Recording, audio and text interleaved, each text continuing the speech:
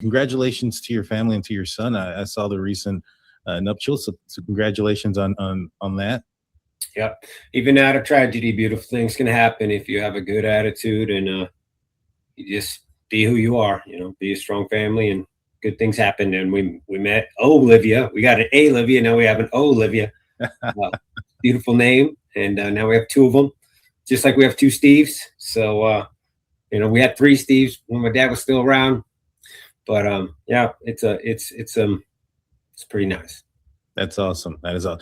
There's two Daniels in my family. I was hoping for a third, but got nothing but girls. So. I told my son I'll disown him if he doesn't have the fourth. So yeah, he's got business to do. He's got work to put in. There you go. Yeah, my dad told me the same thing. He's like, we need a third, and it just didn't happen before me. I got three daughters. For my oldest, she didn't make it through delivery, and so I would have four daughters. But yeah, my mom cursed me. She told me, because I have nothing but brothers, you're gonna give me nothing but granddaughters, and she was right. She was right. Yeah, I told Christy we're having 5 boys, and I had the names picked out. She was not listening. So we got 5, but we got 4 girls out of it, and it was actually probably the best thing for me. I would have been a savage and probably been a bit like arrested or something, gotten in a lot of trouble with 4 boys. It would have been bad. The house would have been unruly. There you go. It was good to have girls.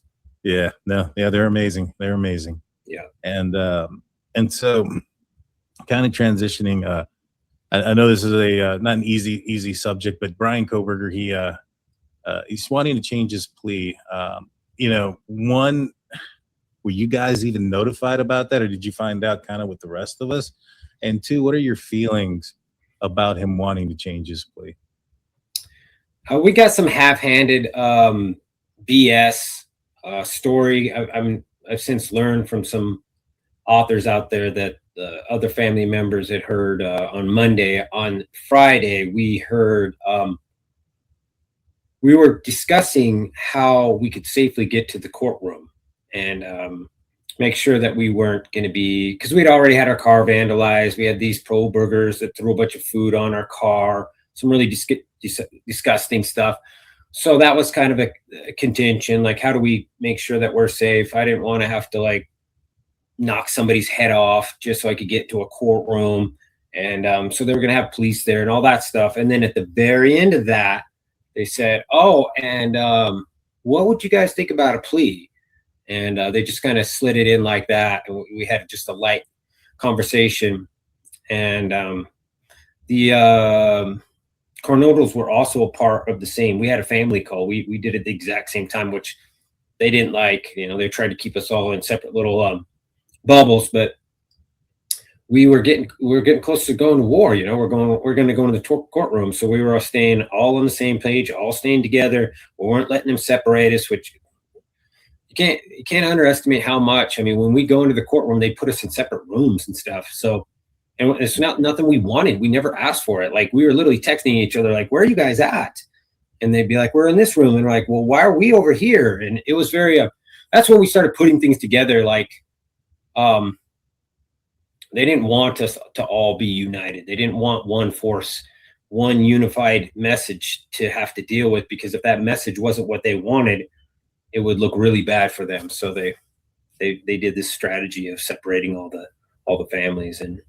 But in that particular case, we were on the same page, and we didn't have a lot of discussion. And then we've now since learned that a week earlier, his family was part of the negotiations for this plea deal, and now he's calling them witnesses, and how ridiculous that is, and how embarrassing Idaho must be. And the so-called leaders of our courtroom might be feeling a little stupid right now, because they played into this, master degree criminology's back book. They played into it, and there was families that were saying, hey, you need to be careful with this guy. He's not your average criminal. This guy has probably dedicated a portion of his whole life for this moment in time right now. And we're just unfortunately we're unfortunately part of his master plan of destruction. Now, he probably obviously didn't want to get caught, but he also had plans when he did get caught.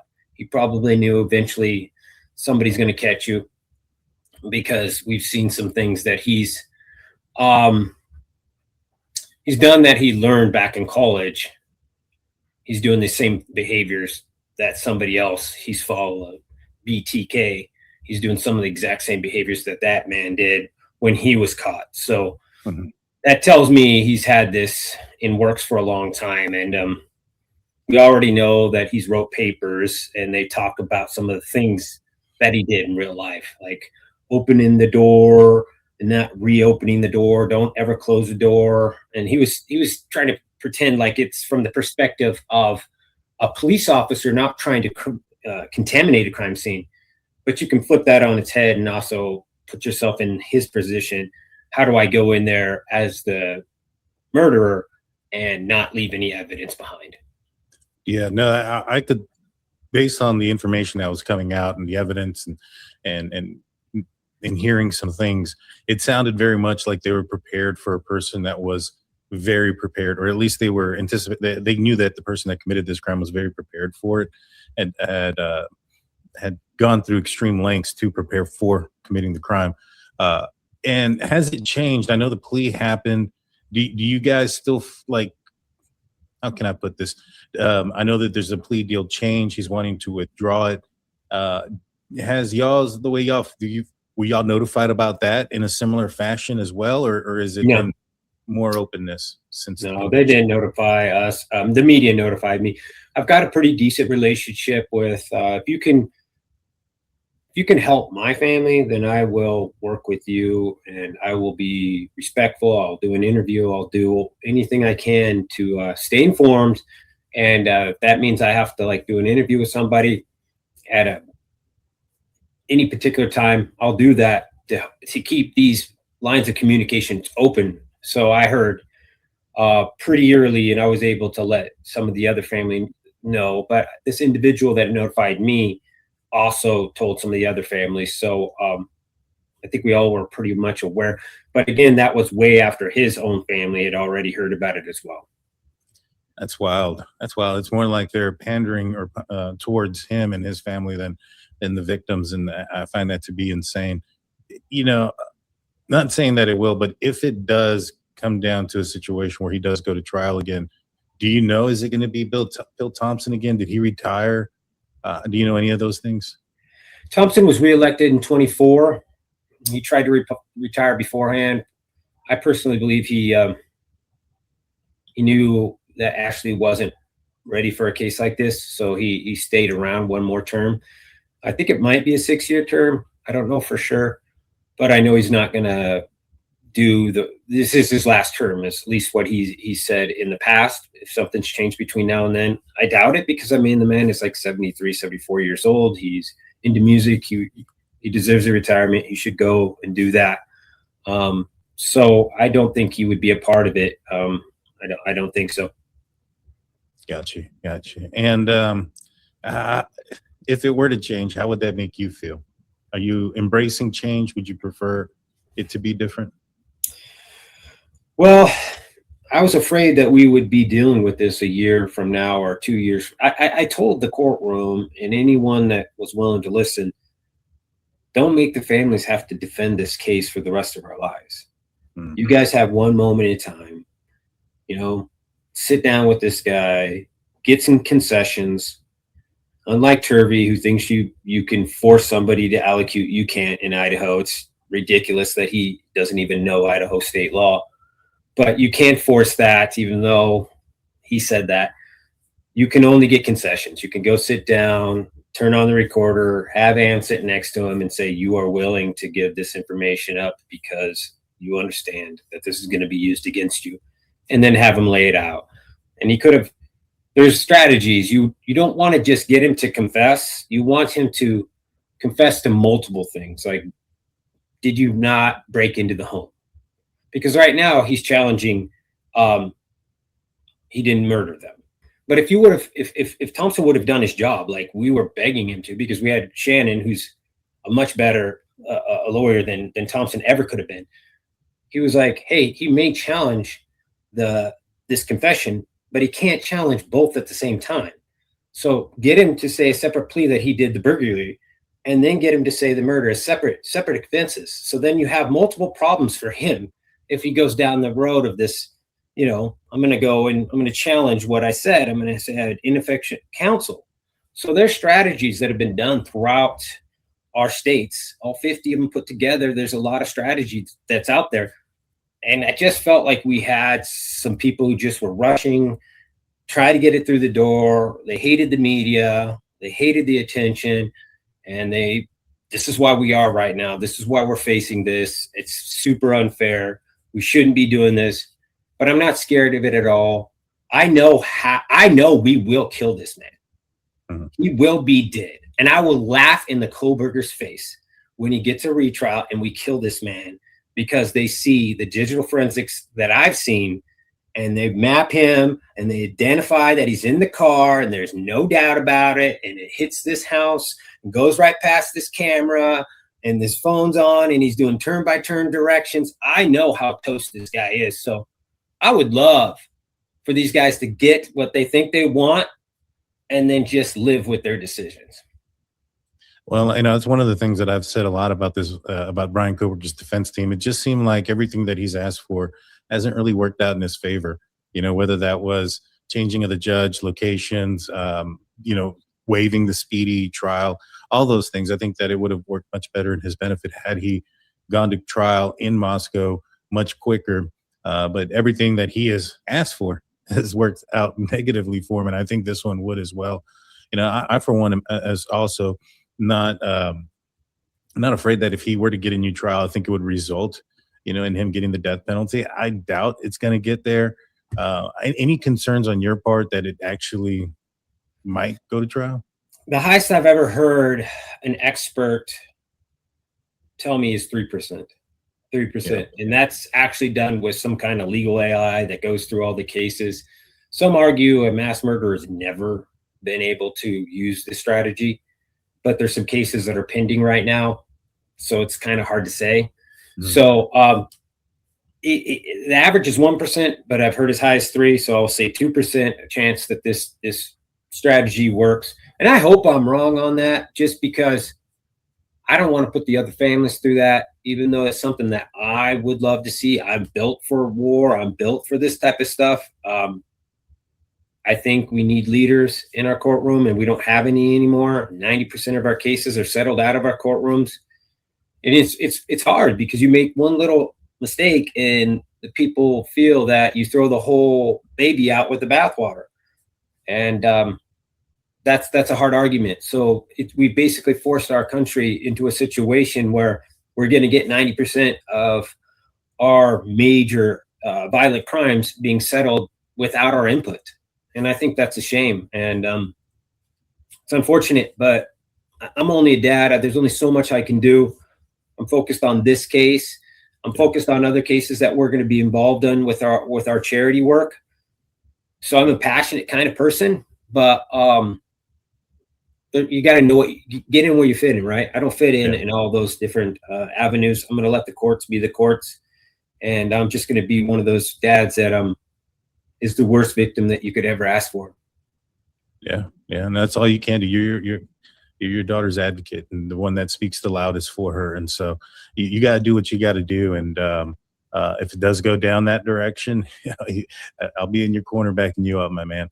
And so, with what Bryan Kohberger is saying, I think he's kind of bringing in what was his name, Brent Turvey, I think is the defense expert.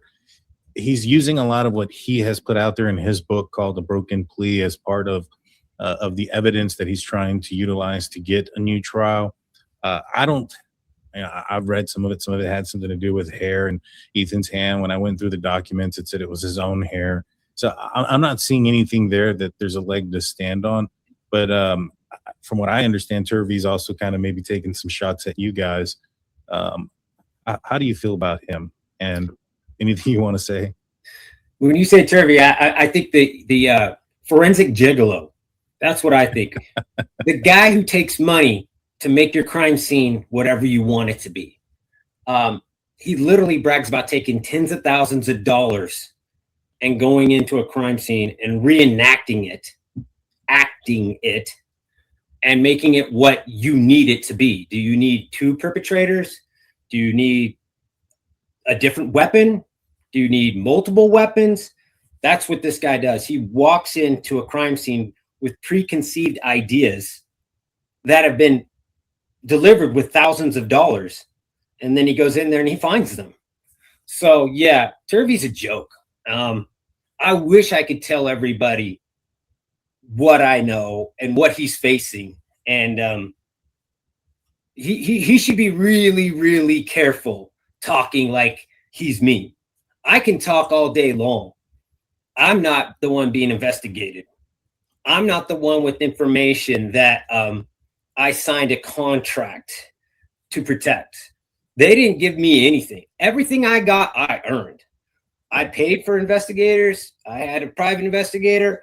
I did my things. Everything I got on my own. That man was given things, and those things have found their ways in different places, and they're all coming back. And he should be listening to his lawyer. His lawyer's got to be telling him, you probably shouldn't be doing interviews anymore. Well, one of the weird things is, and one of the things that has come up is the Dateline, who leaked all the information.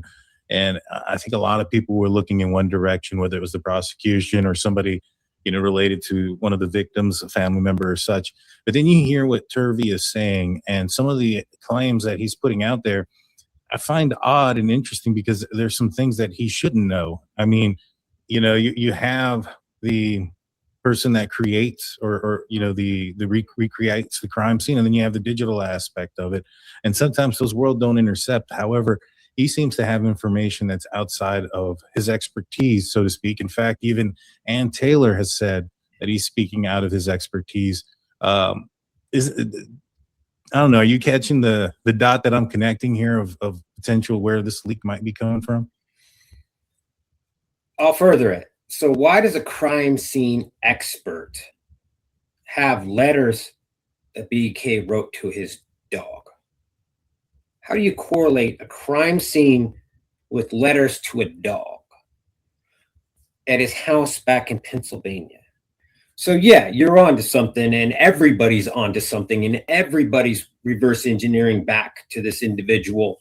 Time is limited. There's an investigation going on. I was contacted today. I'm going to tell you that man's high on a list. I'm not on that list. I can sit here and smile my ass off. That man is looking at sanctions. He's looking at never, ever entering a court again, or he can. I've asked these questions. He can, but they can also bring up what has happened to this court order and how a violation could have occurred. And if he's actually the one that they go after, that'll be used all throughout his career. He'll never recover from it.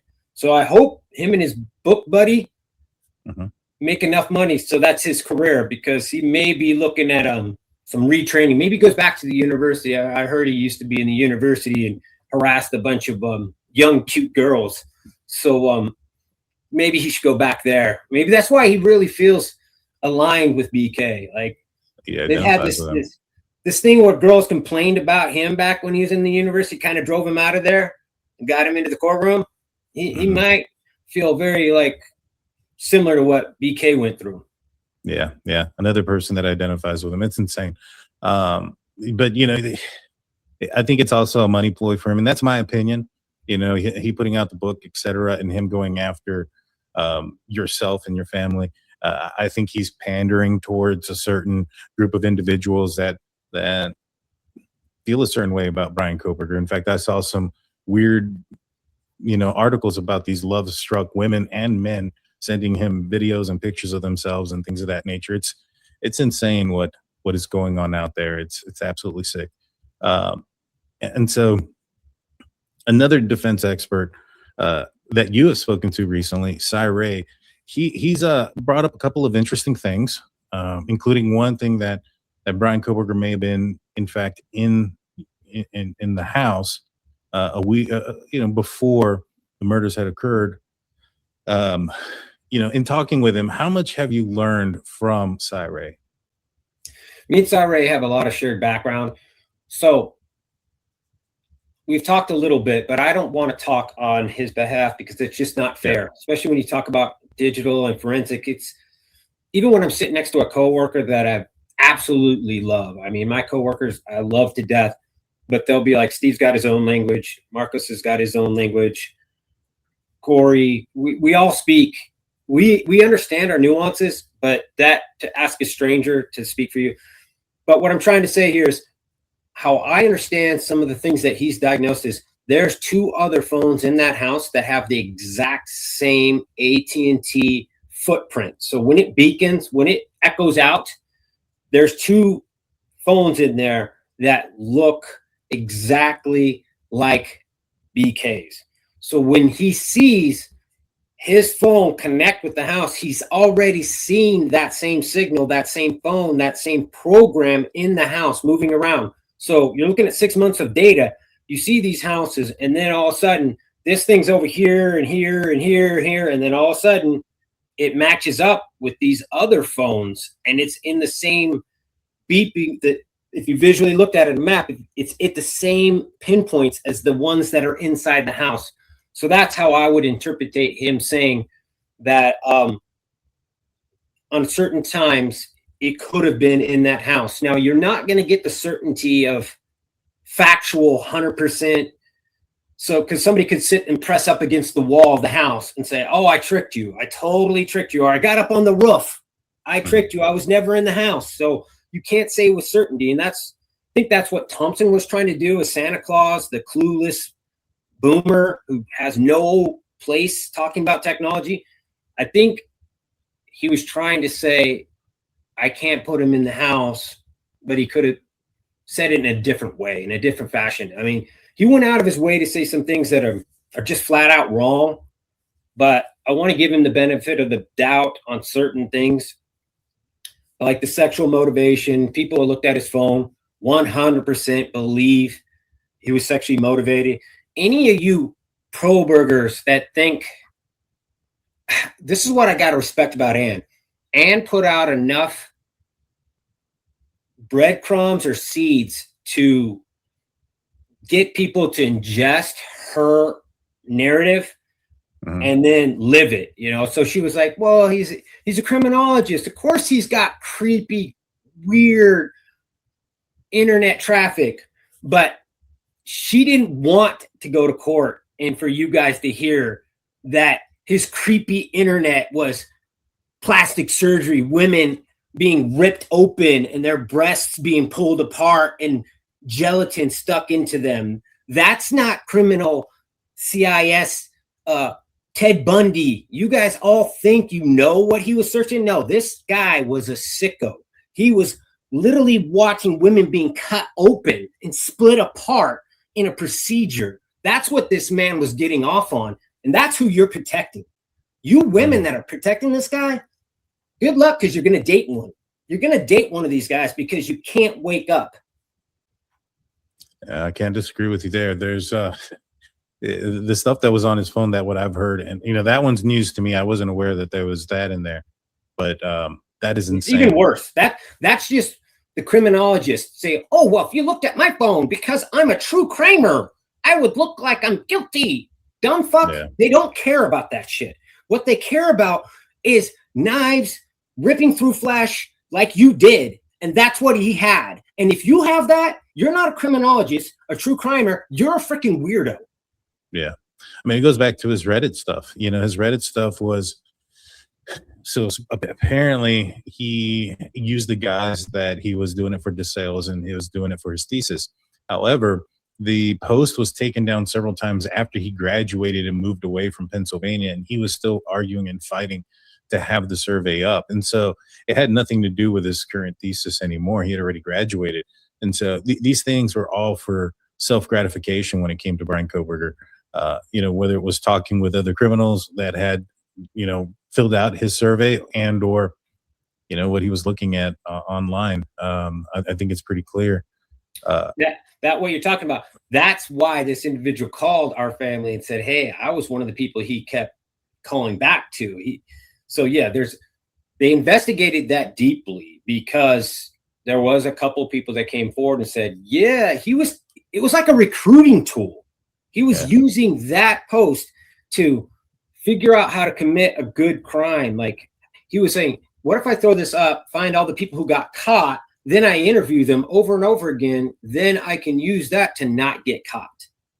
So yeah, and then somebody suspected, like this individual was like, I felt like he was getting off on my conversation, and then I hung up, and then he calls me back a couple days, and he goes, I knew at that point, because he goes straight back to the part where I was talking about her being drunk and passed out on the bed, and I'm literally taking her jewelry, going through her house, and she has no clue, and he just got off, like, tell me about that again.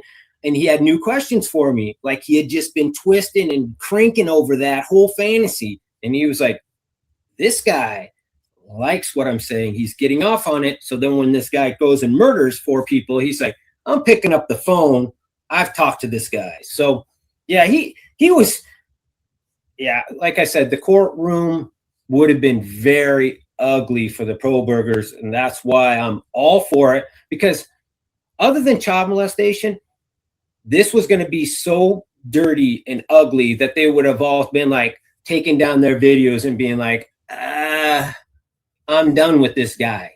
I'm done defending him, because these internet searches, these videos that they want to throw up here where they're blurring stuff, nah, that's not criminology. That's really weird stuff. Oh yeah, no, yeah, and you know we've talked about this before too. This guy, in my opinion, had this plan that he wanted to commit a crime like this. I mean, he purchases the K-bar knife before he moves away from Pennsylvania. So, you know, he was graduating with his master's degree. He had gotten a job at WSU. He was going to be a teacher's assistant. He was going to move across country. This should have been the highest point of his life. And so, you know, the possible excuse that his world was crumbling around him, that he was losing his job, etc., I don't think that fits this narrative. He was also trying to get with the whole Reddit stuff even after his thesis. So to me, this guy wanted to commit this crime, and maybe perhaps he attempted to commit this crime in Pennsylvania before he went across country and just wasn't able to do so. But isn't it true that you believe that he had other victims in mind, per se? You know, he had pictures of other students, and maybe perhaps his route also coincided with where they resided? Yeah, when I had a private investigator, we contacted one of the universities. I won't throw it out there just because I don't want anyone in the media to go and make these people feel like they got something to hide. But this university that he went to, so pick one of them, it is there. A girl came up and said she felt like he was following her, just like in WSU, where the people said he's following me around, he's going to my car. So then they basically tell my investigator, we were kind of like, because they were basically being honest, she wasn't that cute. So we're like, okay, we'll see. So then they start looking at it, and they're like, he was following her. And they said, well, let's just follow him. Forget her. Let's just follow him. And then they start seeing he's following other girls. And all this. They eventually follow him. He jumps up in this hillside, gets up in a tree, and is staring at some yoga class. And then they start looking at it, and he likes to follow patterns. And he was going at this certain time where he knew the class was, he knew the girls that were in there, and he was literally going up and I'm saying he went in the tree. It's kind of the way that the investigator described it to me, but he was in this hillside industry staring into this window and watching these girls. So yeah, he's had everywhere this guy's gone, he's been fired for misbehaving around women. So sometimes you just got to call it what it is. I mean, he's into his 30s and he's still behaving this way. And it's just really sad that we don't listen to girls when or I'll say ladies, when they say, hey, this guy's not normal. And then there's enough people, because anybody can have an awkward day that they're just half asleep and they say something makes somebody uncomfortable. But when it's repeated over and over and over, you get up to 13 times. It's beyond ridiculous. And it's just sad that we still live in a society that doesn't believe that these things are happening. And men need to just grab guys like BK and beat the hell out of them, If I was in that criminology class, I would have dragged this guy out, or I would have caught him in the hallway, pressed him against the wall, put my arm up in his throat, and said, "You keep doing that in the classroom, and we're gonna handle you, bro. We're gonna handle you. Don't ever talk to so and so." Because I had girls in the classroom. I played college football. We didn't let that shit happen. You didn't punk and humiliate and degrade girls in our classroom. We didn't do that. We weren't raised like that. So whoever was in this class, it's sad that maybe they did and it never got reported. So I should take that approach. Maybe somebody went and talked to him, but it's sad that more people didn't take it serious all the way through his career, from high school, probably middle school. We don't know that, but from high school all the way through, this individual, I heard in that police academy, if he would have been an employee at that point in his career, he would have been fired. But because he was a student, they couldn't fire him. And that's the only reason they couldn't remove him from campus. I'm not sure if we lost Steve or me. Are you there? I'm there. Oh, yeah. Okay, so sorry about that. It paused for just a second. Yeah, going back to when he was kicked out of the law enforcement class, is that what you're referring to, when he had to spend the rest of the high school year at, I think in the HVAC class, and then his senior year, he ended up having to do it online? Is that? Yeah. And the sad part is what I found out was that kind of set up what happened in my family. Mm-hmm. So he was in this criminal, he had these visions of grandeur. He's kind of like Turvey. He went into everything he did and thought that he was going to be the smartest person in the room, and he was going to take over whatever he put his mind towards. He had that delusional, even though he wrote in the internet, I'm kind of delusional. I'm kind of like, put myself in the center. Like, that's a good thing about sports. When you play sports, you think you're the stud quarterback, you think you're the linebacker, but you get out there and somebody smashes you a couple times and you're like, okay, I'm not that guy, but I got a place on the team. I can play, I can do my thing. These guys that never play sports, they have these delusions. So he had these delusions, and they kicked him out of that because of the creepiness he did, some of the spying that he was doing on the girls. And they put him in his dad's class. They put him in HVAC, and that lit a fire under his ass that he said, they think I'm his, this person reported to me, he basically wrote and told his friends, and this is an author, they think I'm as dumb as my dad. They think I'm an idiot. They don't realize how smart I am. They're kicking me out.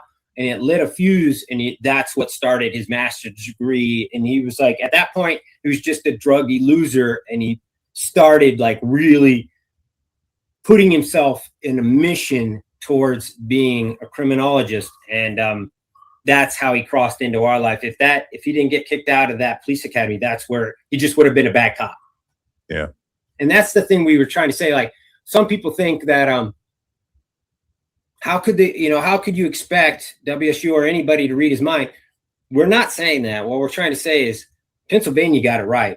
He was a danger to those girls, and they removed him from those girls. And now those girls are well, and they're having babies and families. They're all good. Unfortunately for us, they never removed the danger. And now we have 4 people dead. Yeah. So they didn't read his mind back then, but they removed the danger. They removed him from that, and those girls are safe and sound. And that's the best thing you can do. So when people think, oh, how do they expect anyone to know that Bryan was a murderer or killer? No, you don't do that. I don't look at my coworkers and think that guy's a wife beater, but I might say, you can't be around her no more. This guy's got to be separated. He cannot be in the same room with no one else around. We got to get him out of here. He cannot control himself around her. That's the type of stuff I'm talking about to other men. When you see it, say something, do something. And, I wish that would have been done, because my daughter would still be here in the world today. Yeah. Yeah. No, I feel for you, my man. And you're absolutely right. There was enough warning signs that was happening at WSU. For them to have wanted to terminate him within that one semester, there was the signs. In fact, when you have a professor saying that this guy is going to be a predator in the future, you probably need to start following those red flags and doing something about it. Not to mention, once something does happen and, November 13th happens, and then you have this guy who's a problem at your school, and you don't put the pieces together to figure that out, that this guy who's having issues, and then especially when the bolo comes out that you're looking for a white Elantra. I just couldn't fathom how how WSU just dropped the ball multiple times there. Which, like I mentioned, I'm suspicious that the fact that they terminated him the same day that Moscow Police Department found out who Bryan Kohberger was. I think we all are, and where there's smoke, there's fire, right? We're not idiots. Some people are pretty slow at picking up facts, but I think for the most part, a lot of people understand that something doesn't sit right with the fact that he gets fired the same day that he's named by the FBI. The FBI are probably the best of the best when it comes to investigations. So they name him, and then all of a sudden this university, that's the moment they feel that he's crossed the line, and he's not even there. Yeah. He's halfway across the country. It's like, what happened that day? Well, the facts tell us we know exactly what happened that day. So, yeah, and unfortunately, it's still happening today. There's girls and even other people, maybe smaller kids that are getting bullied and treated badly like that. And we just got to do better. We have to, when we see something, we got to stand up. If you raise your children that way, Kaylee wouldn't have put up with bullies like that. Maddie would have got up in his face. I'm telling you right now, Maddie had zero fear.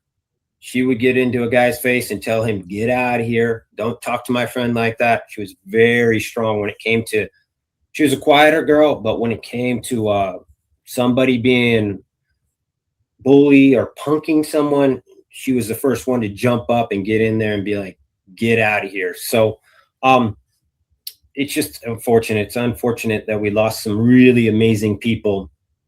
But out of that came this, and we're working with the charity. Murder Has a Name, and we're going to help other families figure out how to hunt criminals, how to hunt who killed your children. It's like a hunting course. I'm literally going to teach you how to go through your evidence, work with your investigator. Your investigator's already there. He's already got these nuggets there. Call him back up, say you got some funding, tell him, let's reopen this case and let's figure out if we can do some IGG. Hair back in the day was just, oh, is it the right color? Is it the right freaking texture? Those days are over. No, we can figure out way more information. So these guys that are doing these crimes, their time's a number. I talked about this a little bit, and it's a hard subject to talk about because I don't want to dismiss anybody who's gone through rape and didn't get justice, because there's more women out there who have gone through a rape and didn't get justice than I could ever understand. But going forward, rapes have dramatically dropped. They're the fastest category of dropping. They're in some places, in a lot of cities, they're dropping over 90%, because people understand that the fluid exchange is pretty much guaranteed. You're not going to get away with it. So pre-planned murders are almost gone. There's going to be those ones where you guys get the picture, where a guy just gets out of control, but it starts off as one thing and turns into another. There's still going to be those, but unsolved rapes are very, very rare now. And I think, and I hope with the true crime community, we can get this message out that the same thing's going to happen to murder investigations. We're going to get to the point where you're going to drop a piece of hair, you're going to sneeze and leave some DNA, you're going to do something wrong, and it's not worth it. Go talk to a doctor. Go figure out what your vice is. I mean, like this individual, he had vices up the you-know-what, and he just went from heroin to dieting to boxing. Oh, yeah, I've got to fix the boxing too. Somebody wrote me a long email. I did misspoke on a boxing thing. It was an amateur boxer. I meant to say three-minute rounds, and I said 1 3-minute round. Mm-hmm. So he had 162 punches in an amateur fight of 3-minute rounds. So I'll fix that. I try to always fix whenever I misspoke or misspeak, because this one I could ask you to edit probably. I don't know. But that's how it is. I don't know if it's 100% live or Right. if it's delayed. I just sign up. I don't like have a list of like, here you go. Tell me, these are the terms in which I speak with you. Unlike this, who's this? What the heck's this loser's name again? Turvey, first time, I've never said the man's name. You want to say my name, Turvey? Let's have it, Turvey. Come get in my face. See what happens. So Turvey, I've never made a penny off an interview ever. I do it for my daughter. Unlike you, you piece of shit. I don't charge tens of thousands of dollars for anything except for my job. And I don't need to vulture around dead bodies and murder victims and people who've been raped to scrape up some money and be the gigolo forensic who tells you I can make that forensic be whatever you need that crime to be. I will make that crime scene look like whatever you need. That's who you are, bro. That's why you're an investigation. That's why they're coming after you, not me. I'm way bold. I say all kinds of crazy things. I say things that people drive them nuts. But I'm not like you. I'm not crossing that line. I'm not doing illegal things. Yeah. Nope, not at all, man. I'm just defending my daughter, and I'm doing it for free. So we issued out a challenge to that loser. He'll just ignore it. So don't speak on my name, bro, unless you really, we can handle it. We can handle it. Yeah, I thought his statements were pretty childish. The fact that he said that, you guys speak at Comic-Con. I mean, Comic-Con it's for victims' family members to speak up and talk. I mean, there's been so many, and not, in this case and in other cases where family members advocate for their family. I think it's outrageous to attack somebody who lost a family member in the manner that you guys. I get it for him because he's a cuck. He's somebody who sits in line and raises his hand and says, "Can I speak now? Can I please speak? My baby's dead. Can I say something now?" I'm not that kind of guy. I don't ask for permission. I'm going to speak on my child's name. I'm going to do everything to protect these kids. I'm going to fight like nobody else. So maybe for him, it makes sense for us to be quiet and shut up and not do anything. But for me, this is who I am, not making any money. You didn't offer me any money. Nobody offers us any money. We're not. I think he said we went to CrimeCon looking for a documentary. What are you talking about, dude? What documentary? This guy's so full of shit.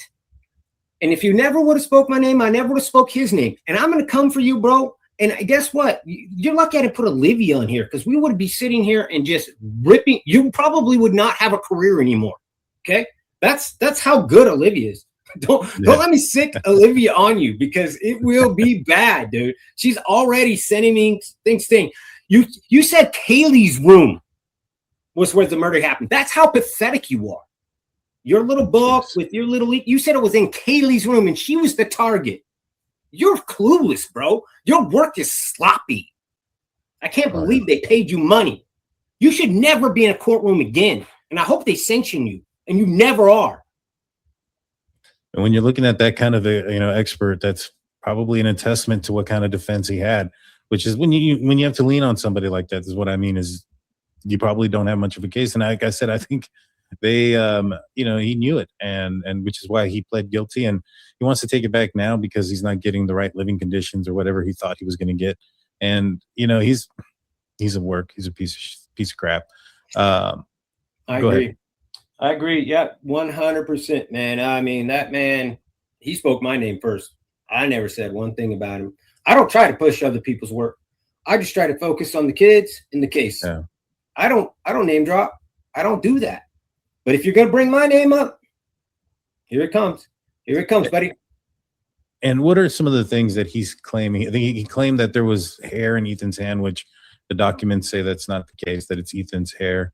I think he mentioned that there was. He likes to change because he's so late to the game. He's so pathetic. He'll listen to like Lana and some of these other people that correct him. So now he's saying it's on the bed bunk or next to the bed. He's trying to focus. But first he was saying he reached up and ripped it out of his head. But that sells books, right? He said that at first. Now he's like, well, it's not in his hand. It's next to the bed on part of the bedpost or whatever he's saying. Like, and there is a chunk of hair there. But listen, people, I hate to be the guy to explain it to you. And I hate to do this. And I hope any parent that's part of this case turn this off right now. He's wielding a knife in their heads. Chunks of hair and flesh are ripping off their skulls. Hair's everywhere. It's everywhere. Yeah. And for you guys to be manipulated, not understand that there's chunks of hair with blood on it and they're not going to process it. No shit. No shit. They know exactly where it came because you could go plug it right back in. And that goes for both crime scenes. So don't get manipulated by a loser writing a book. And that's the only reason I'm saying this. I would never say this. I would have taken this to the grave. But this loser trying to make money off you and manipulate you guys, and you run around like clowns saying, Ethan had a chunk of hair with some focus. We could change the whole case. We're going to change the whole case. You guys are idiots, man. And you're getting manipulated. And that's what really frustrates me, is you're getting so manipulated that I'm like, you know what? Maybe I just got to come out, give the nitty gritty, the hardcore stuff, the stuff I can't see on TV. And that's why I chose yours. And that's why we're here. That's why we're saying it. It's very clear that hair has nothing to do with him. And the fact that that kindergarten retard wrote it in there like that, good luck. Good luck, because that isn't enough. They never said it was your hair, bro. How is that going to be a big enough game changer to overturn your conviction? You're not even pointing to something that is meaningful to change the outcome of the case. You have to point to new evidence that is so radical that if it went to court, you would have been found innocent. The fact that somebody's hair wasn't tested has zero. That's an alternative suspect. That's all that is. That doesn't change your reality. That doesn't change your DNA on the sheath. With multiple touch points on it, he is so done and did the best job she could have possibly done. She was saving it. You guys don't even know. His alibi was not going to even be allowed in court. He was not going to be able to even tell people that he was out driving and looking at stars and he wanted to go away. That was all the jury never would have heard that, because he could never, ever provide an alibi. No, he couldn't. And, the only one I think he said was that he was at the Wawa Park, which I thought was interesting, because Joyce LePage, that's where her body was found. And she's been often rumored to be the first victim of Ted Bundy. And when they looked at Bryan Kohberger's phone, it was riddled with Ted Bundy. It was riddled with Patrick Bateman from American Psycho. It was on his mind. Exactly. That's why. It was on his mind. And remember, when he chases her down the steps and she goes and she does that thing, and that's what Dylan reports. And then Bethany hears the table get hit and cups bounce off the floor. Now you have two different sources. So all the conspiracy theories, follow me out here. You got somebody downstairs, somebody on the middle floor, both saying they hear something coming down the stairs, the table, a bang. That's probably the table, because she says, I followed hearing cups. Those red, what do they call those? What do they call those? Solo red cups. What is it? Solo? Solo cups. Red solo cups. When those hit, they make a weird sound. If you've been in a college town, you kind of know that sound. It bounces off there. There's water flinging all over the place. So here's that. That's double calibration, or double people giving the same witnessing. So then he comes down and he chases her in there. At that moment in time, in his mind, 911's being called, because he realizes there's somebody else in that house. And once he realizes there's somebody in that house, he has to make a rational decision. Do I go into that room and kill her? And what if there's a boy in there? What if there's more in there? I know 911 was called when I chased her down there, because I've been in here fighting for 2, 3, 4 minutes, whatever amount of time. He went after Ethan and went after Xana, and Xana fought her little ass off, literally her butt in blood on the floor. She fought her ass off. And that happens. He's thinking to himself, 911's already been called. If I go in there, I'm going to be in the house when they show up. So he just walks off, heads to the car. We all see that car taking off at a high speed, and then it heads. And then there, if you know that town, most ways back to Pullman take you past the police department, which he's thinking is sending cops back his direction. And he doesn't want to be blazing one direction as the cops go past him another. And they might have cameras on their cars filming. So they basically makes a rash decision, heads south, which is the safest direction he thinks he can go, because going east isn't going to get him closer to home. So he's got to go south. He could possibly go up north, but he goes south. And then he starts doing this path. He gets lost, he's trying. And if you look, there's only so many opportunities that'll take you to the west side. And he needs a road that takes him straight to the west. He's going straight south. He needs something that goes across west. Look, and you can count him. He's just numbered. And eventually he pulls off on one of those, makes a decision, turns on his phone, and boom, he's done. They can now map him from his turning on his phone in Idaho to the house at 421 or 420 leaving. They can now say, could he leave this location and be at this location? Does it work? Does the math work with the roads and the options? And it's 100% match. Furthermore, when he goes back, they nail him on the way back. It was over. It was done. He was roasted, toasted. And I just wish Thompson would have had the courage to make case law, do all of America a favor. We're going to spend $8,000. Let's make some law. Let's shoot some holes in this guy. Tell everybody in the world you come here to Idaho and you kill our kids, you're going to end up and die. Like Texas. Texas is pretty badass. They don't play. I guarantee you there's men that are predators that think to themselves, I ain't going to Texas. I ain't going to Florida, because those places, those don't play. And here in Idaho, we have some work to do. But I'm not quitting. I'm not a quitter. Most of the people here did an amazing job, did a lot of hard work. We got 90% of it right, maybe even more than that. It's just the courtrooms are the courtrooms, and I can't control those.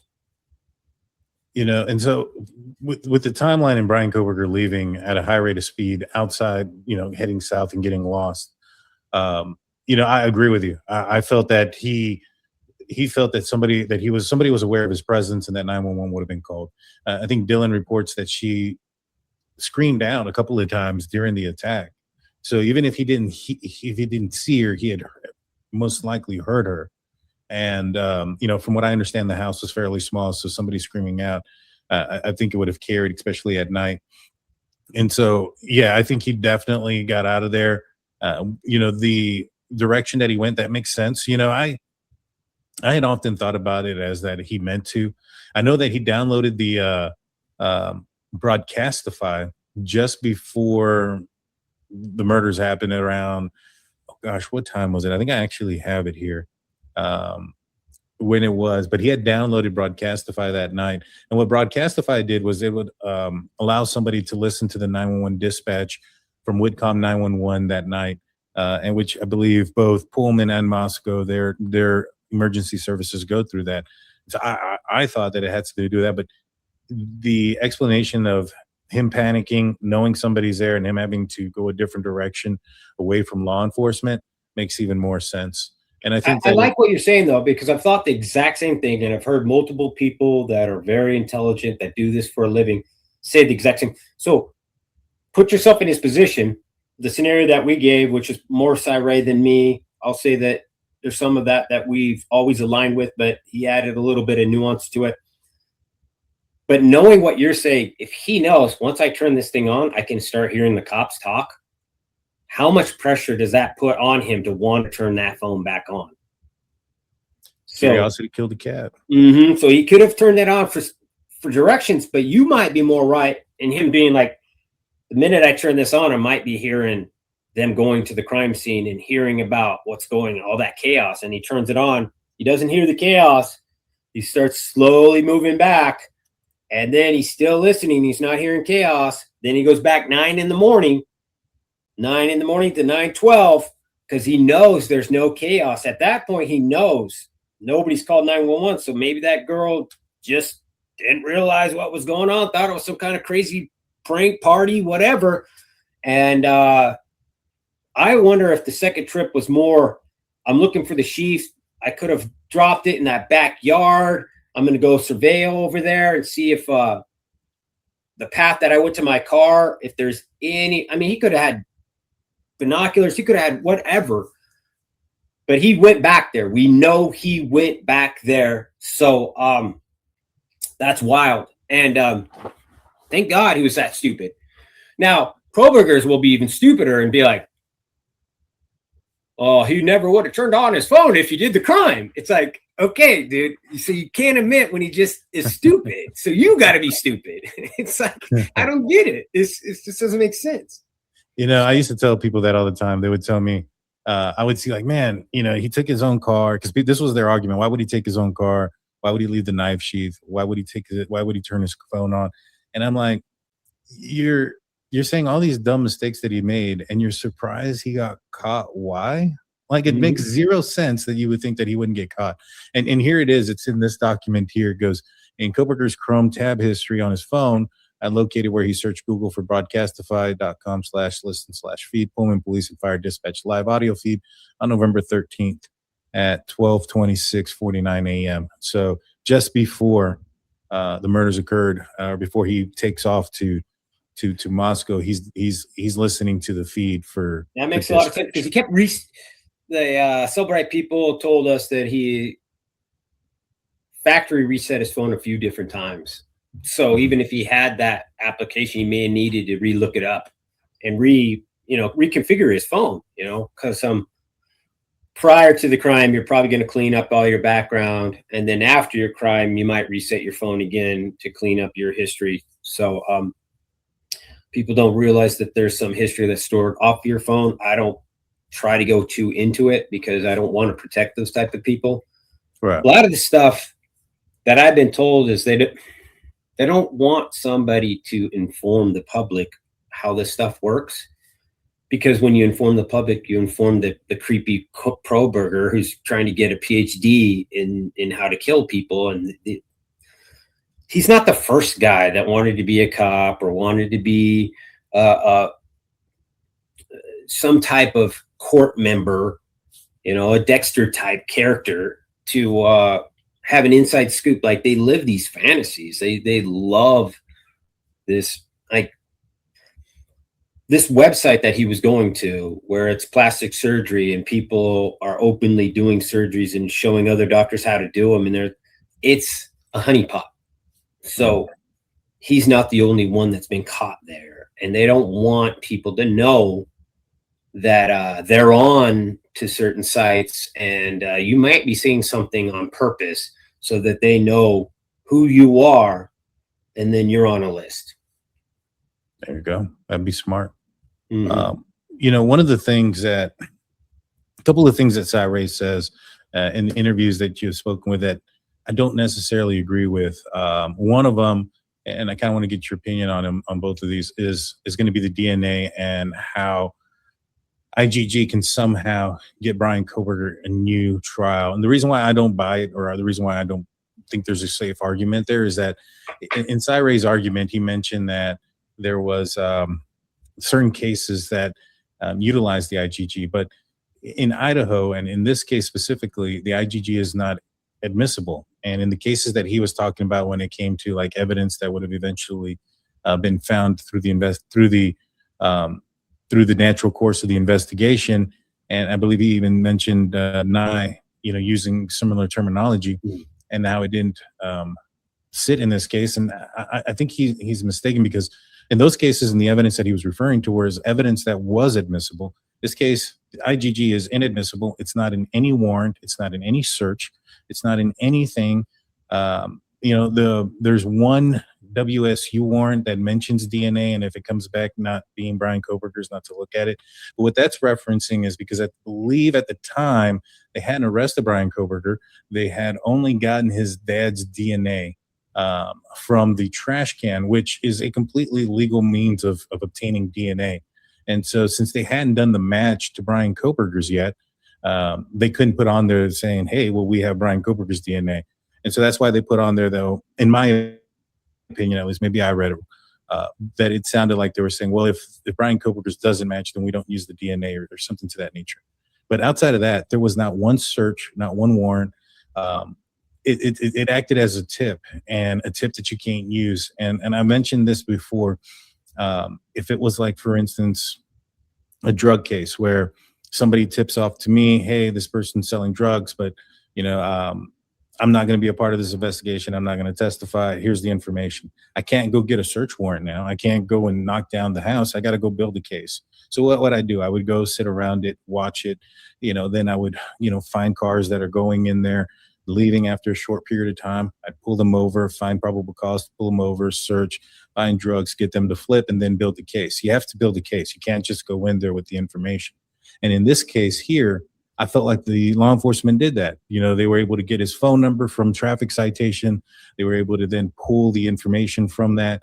They were able to look into his background and his history and his Reddit and things like that, which all gave them probable cause to search further into him. And then once they got the DNA from his dad, he's done for. I don't know. I don't see the connection there.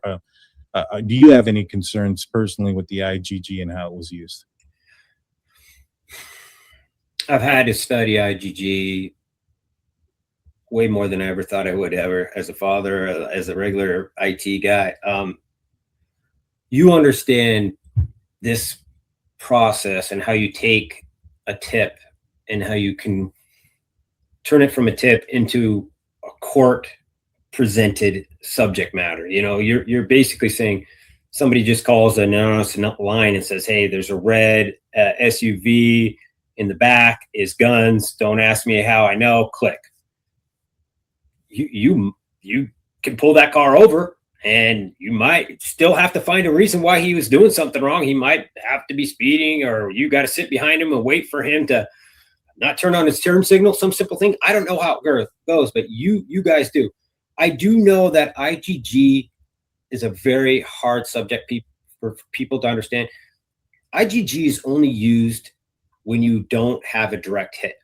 So when you're searching for your crime scene, you have DNA in your crime scene. It's almost like a fingerprint. When you search up fingerprints, if you don't have a database that it matches to, it's over. It's done.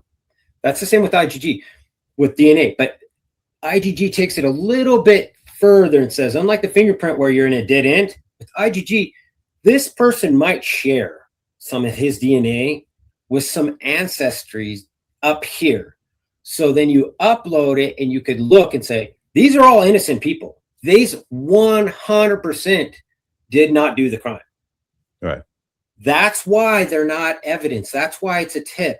They're just genetic witnesses. They're just genetically sharing some of the same markers that crime scene has. That's all it is. That's why it can never be put into a court case, because those people are completely innocent. Put yourself in our shoes. No, put yourself in BK's family shoes. Your son is related to the guy who did the 4 murders. Do you want your son to have to go to court? Why would he need to go to court just because he's related to somebody who killed somebody? Right. So they're totally innocent people. They're never going to be part of the court record.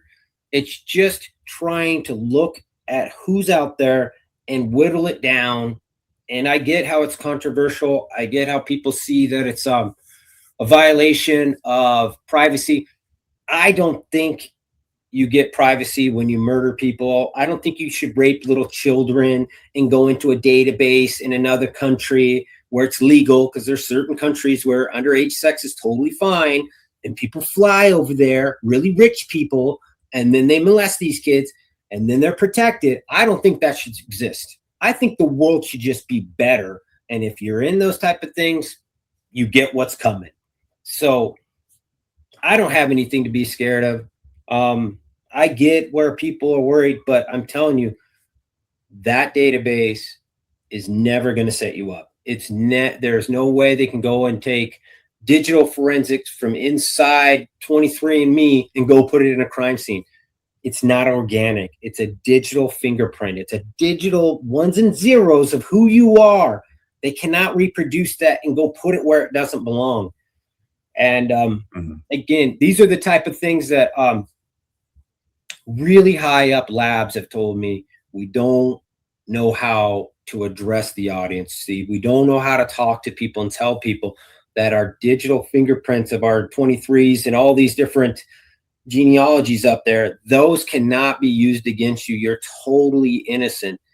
Now, if you go and do a crime, you're sorry, you're going to get caught one way or another, whether it's CODIS that does it, your fingerprints that do it. Just stop treating people like crap. Be a good person, and you got nothing to worry about. Yeah. Oh, I agree.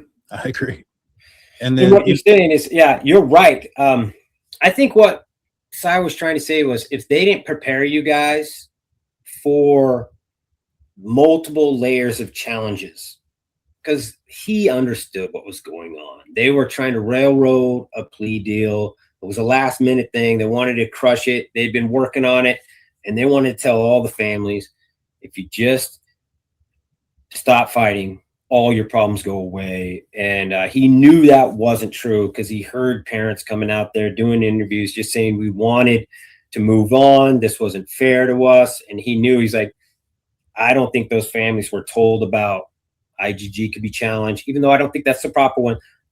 What we're dealing right now is an example of they never sat down, any of us, and said, hey, the very first challenge that he's going to have, no matter what we do, is he's going to do this petition, and he's going to go after his counsel. Now, Shannon Gray did tell us that, because we had him, and we tried to disseminate that information. It's probably why they hated me, because I was like telling the other families, no matter what they say, we still have more obstacles to go through. They didn't prepare families. They didn't prepare families. Crazy. Yeah, it's insane. They didn't prepare you guys or let you guys know what the. But they prepared his family. They prepared his family 100%. Your son's about to be killed.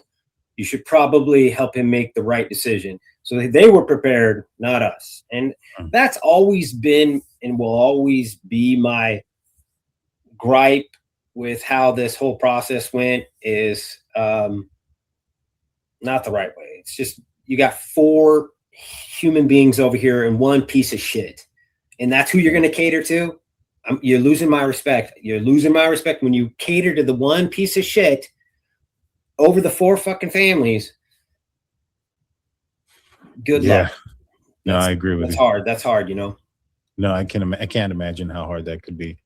You know, it must just feel like absolute betrayal, because the prosecution is supposed to be on your side. Exactly. It does feel like betrayal, and you're like, you got hope, you know, that things will get right. And I mean, we got him. He's never going to be out again. That's a good thing. Once he gets into the regular prison, those guys have their own freaking way of working it through. I think this guy won't ever live a long life, and thank God for that. I hope they go in there and they take care of him. Prison rules, go for it, man. Show him, represent for Idaho, man. Represent that some asshole can't come into our community and do this. I'm all for you guys. He's out there ratting you guys out. He's in papers, dropping your guys' names. I've heard about Peru. I've heard about all these different killers that don't want their name out there in the media, and he's dropped them. So he needs to deal with that. That's his problem now. Well, that was one of the other things he wanted. He wanted to be in general population, I believe. I think that was one of his gripes. Mm-hmm. Give him what he wants. That's what I'm saying. Give him what he wants. Give him what he wants.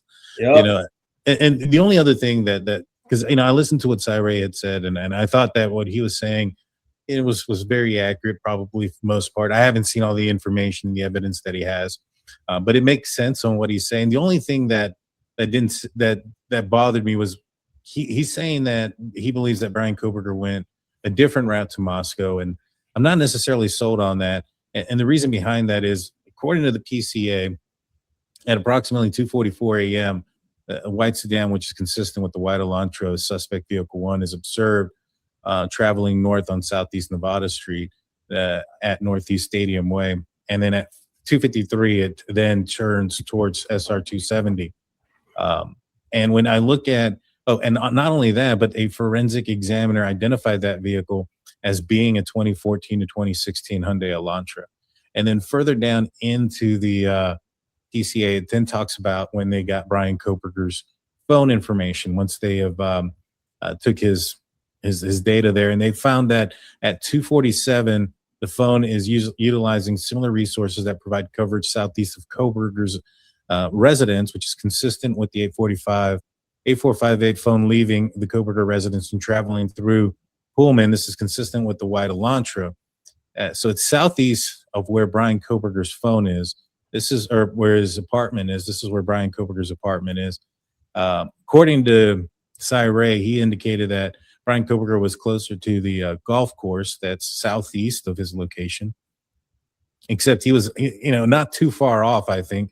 But you have him on camera, and Cy Ray was kind of alluding that at 2:47, when the phone turns off, that he immediately takes off towards Moscow, and that's not the case. He's actually not leaving Pullman until 2:53, which is kind of consistent with what Cy Ray says. At 2:54 is when his phone turns off, and he's still in Pullman. According to the PCA, that's saying the same thing.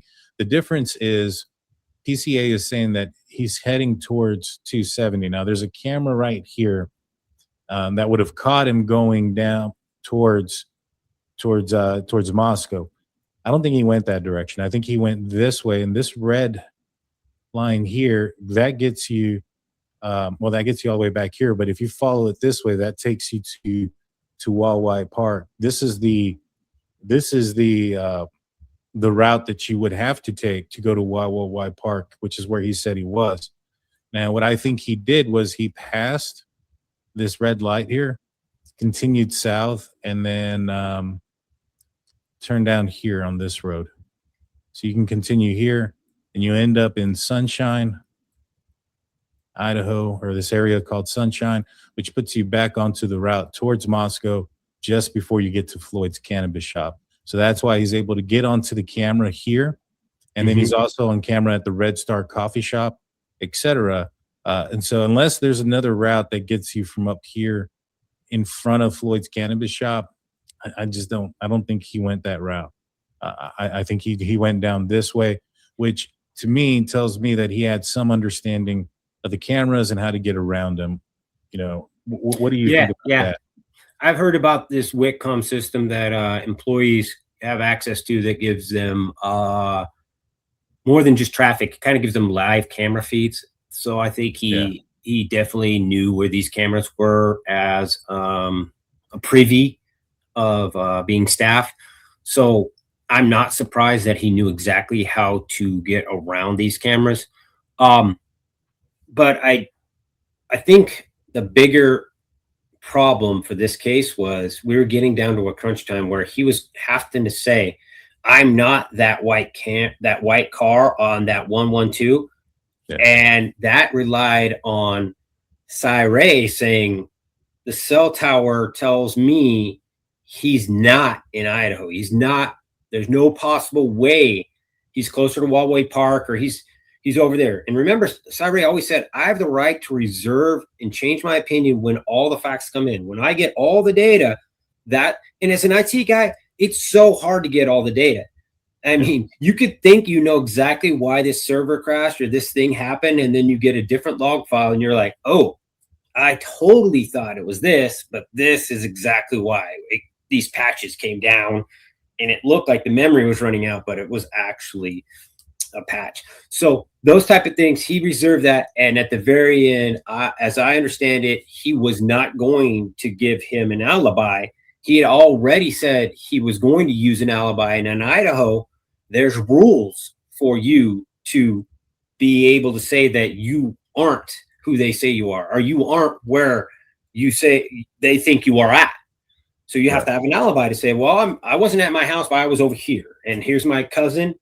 And maybe they challenge your cousin, whatever. His was Ann's very unique approach of saying, she probably went back to him and said, we're kind of fucked here. Your car's all over. They've got pictures of your car. So what are you going to say? What are we saying? Where were you that night? And he's just like, until I get discovery, I'm not going to tell you because I don't know how many times they've captured me.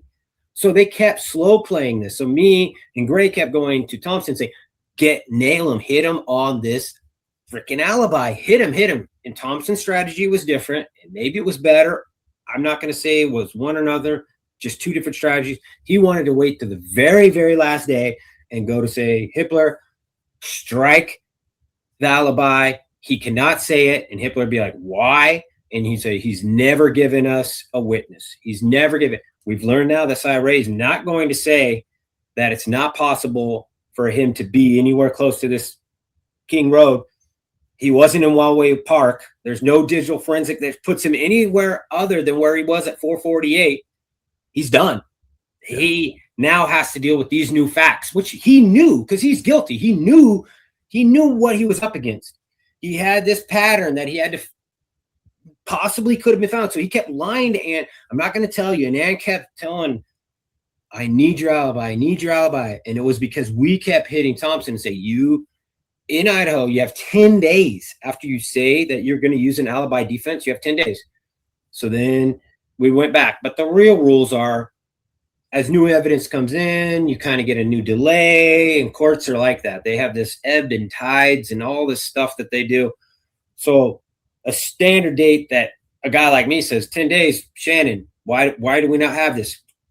Hit him. Why are we not getting this? And we did that. But we found out there's different strategies to do it. And long story short was Ann was running out of time, and she was literally facing, you have no alibi now. You have none. The jury is not going to believe that you are just going to say, that's not my car. Why is it not my car? It's just not mine. Well, where were you? I'm not going to tell you. You have to prove that I wasn't at home. Yeah. And that's not my car. That's all he could say. That's without an alibi. He was basically going to be rendered to the point where he could just say, it's not me. And you still haven't proven that it is me. And, you know, for some pro-burgers, they'd be like, yeah, that's good enough for me. Kill my kid. And that's not good enough for me. There's no front license plate, but I'm okay with it.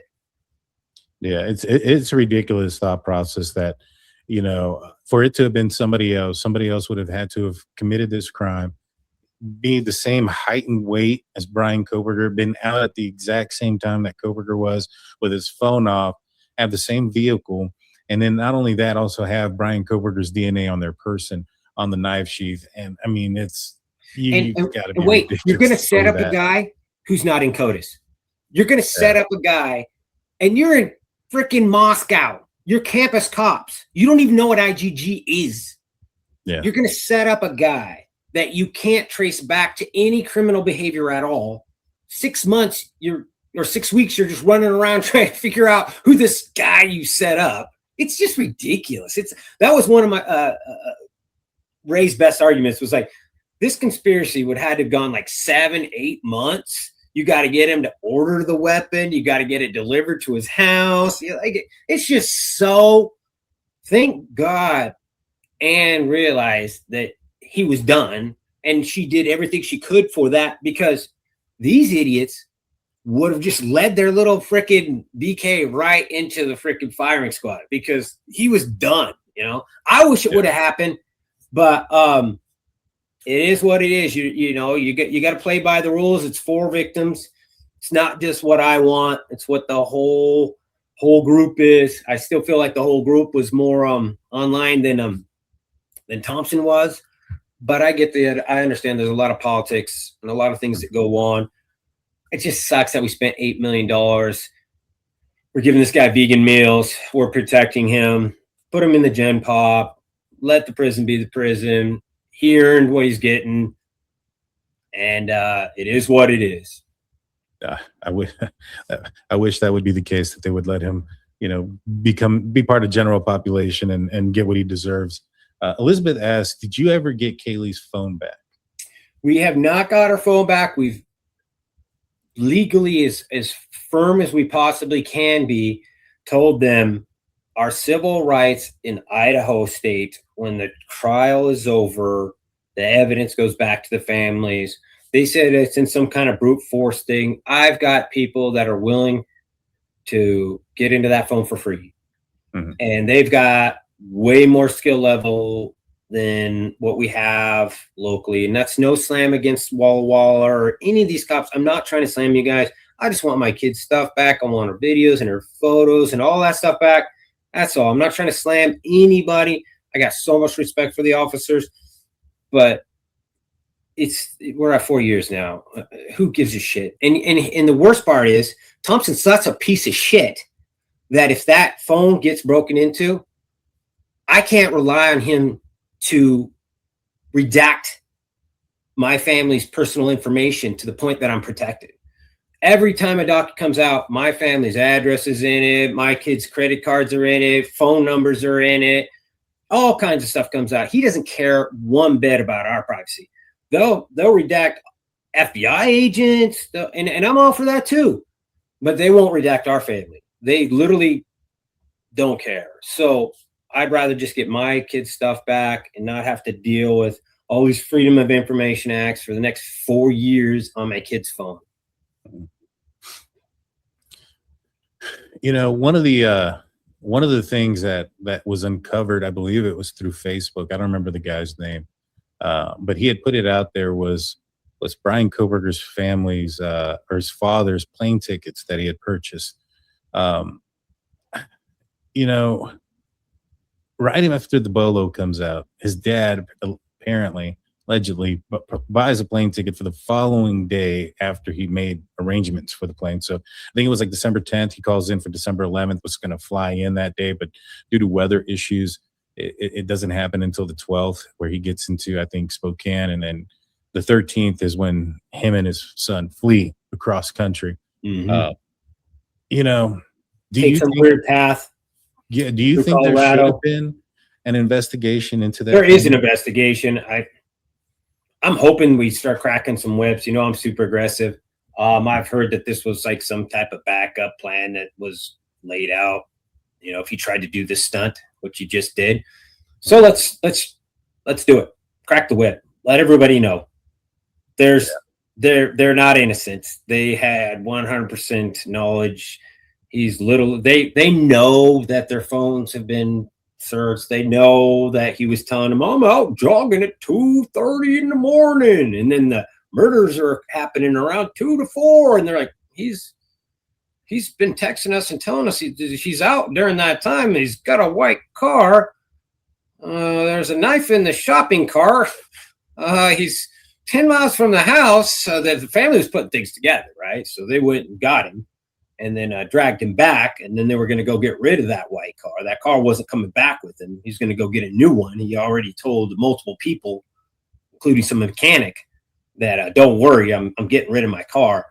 So, he was going to come back, fight his suspension. And he was an egomaniac, dude. He's a turvy, dude. They think they can argue their way through everything. They're smarter than everyone in the room. They're the most annoying, the people you can't stand. You literally see everyone's watching him talk, and you're just like, oh my gosh, this guy is just crazy. You know, that's who these two individuals are. So it would have been, they know that they should be quiet, be very quiet, take the high road, because you know you didn't take the high road.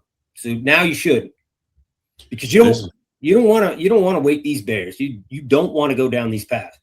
If you know you've done things that are questionable, you better be quiet. You better sit back, and you better just let it be. Yeah, because I know that they're supposedly, allegedly, I don't know, pro burgers can probably, you know, they can do things that are fake. But there's been one pro burger that's been putting out that they've been in contact with one of Bryan Kohberger's sisters, and they've been, I guess, also putting out a bunch of this like misinformation type stuff out there to try to build this conspiracy and stuff like that. It is insane. And when I hear things like that and I see things, which I don't know if it's true, I don't know if the Pro Burger channel is just making it up, that they're in communication with one of Bryan Kohberger's sisters or not. But, you know, that right there just kind of says a lot to me about the type of folks that they are. What kind of channel? Are we talking like a trashy, like sub 100K channel? What are we talking about here? Yeah, it is sub 100K. It's got a little bit more subs than I do, but it's sub 100K. And this one lady just likes to trash you guys, and that's all she is. Well, if you're trashing us and that's who they reach out to, well, that's kind of says a lot, right? Yeah. But you better be careful, just like Turby. You better be careful, because I don't have anything to worry about. zero to worry about. If somebody was in my garage vacuuming a crime scene, I might be a little nervous that I'm going to keep my house.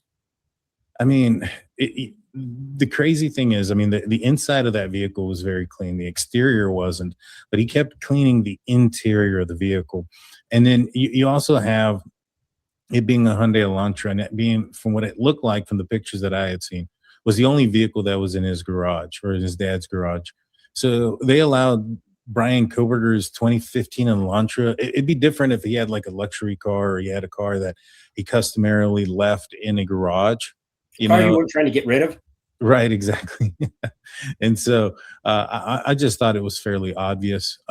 Jeff, You weren't the only one. Everybody who was surveying that house found very unique and bizarre behaviors going on. These are the smartest individuals when it comes to forensic and investigations. You can't pull the wool over the FBI and all these people that are watching this crime scene. They're watching all of them. They knew exactly what's going on. And they know when somebody's being assisted and when somebody's not being assisted, when somebody's completely clueless, when somebody's totally suspecting things. I will let the FBI stand by that. I know what kind of investigations are being done. Be careful. It's all I'm saying. I don't want to go down that road. That's not who I'm after. But if you want to play with the big boys, if you want to get in this race, you want to go from being these sidesteppers to big defenders, then there's going to be consequences. yeah. We have a couple of questions here from some super chats. Jeff asks, he's curious about what you meant about the killer not having to go upstairs. Well, so I knew pretty early on that the glass area was a point of interest. So that person came in through there. So when you come into that house, you're passing a victim. Dylan's room, you go right past it. And then you come around the steps, and you could go down and get Xana's room, which used to be Kaylee's room. Mm-hmm. So this person goes upstairs, which is like the longest path to go to make a victim. So what I'm saying is he doesn't have, if he's just some random guy, he just goes to the first door, opens it up, and he gets his first victim. Right. That doesn't happen. He goes past that, goes upstairs. There's a dog up there. Maybe he goes to Kaylee's room first, opens it up, sees that there's a dog, and just like, and then he just slowly walks off. And then he hears people talking, or he hears some noise, maybe a phone talking. Then he goes into that room. And for anybody like Turvey, idiot, go look at the size of that room. That moron thinks you guys are so stupid that two people are in that room wielding two separate weapons. Because he's saying, you know, like he's the gigolo. He's the forensic gigolo. He'll tell you what you need to have in your crime scene. So he's saying, oh, there's two different perpetrators in there with two separate weapons. There's not enough room for two men to be in there swinging weapons and doing all this damage. I agree there was two different weapons because the experts tell me that there's two different weapons, and there's factual evidence on the bodies to show that. But I'm not going to believe some expert who takes tens of thousands of dollars to come up with some opinion to say, oh, there was two people in there. How? Because there was two weapons. I mean, come on. That room, there's not enough room for two people to go in there and do this attack. It's just that simple.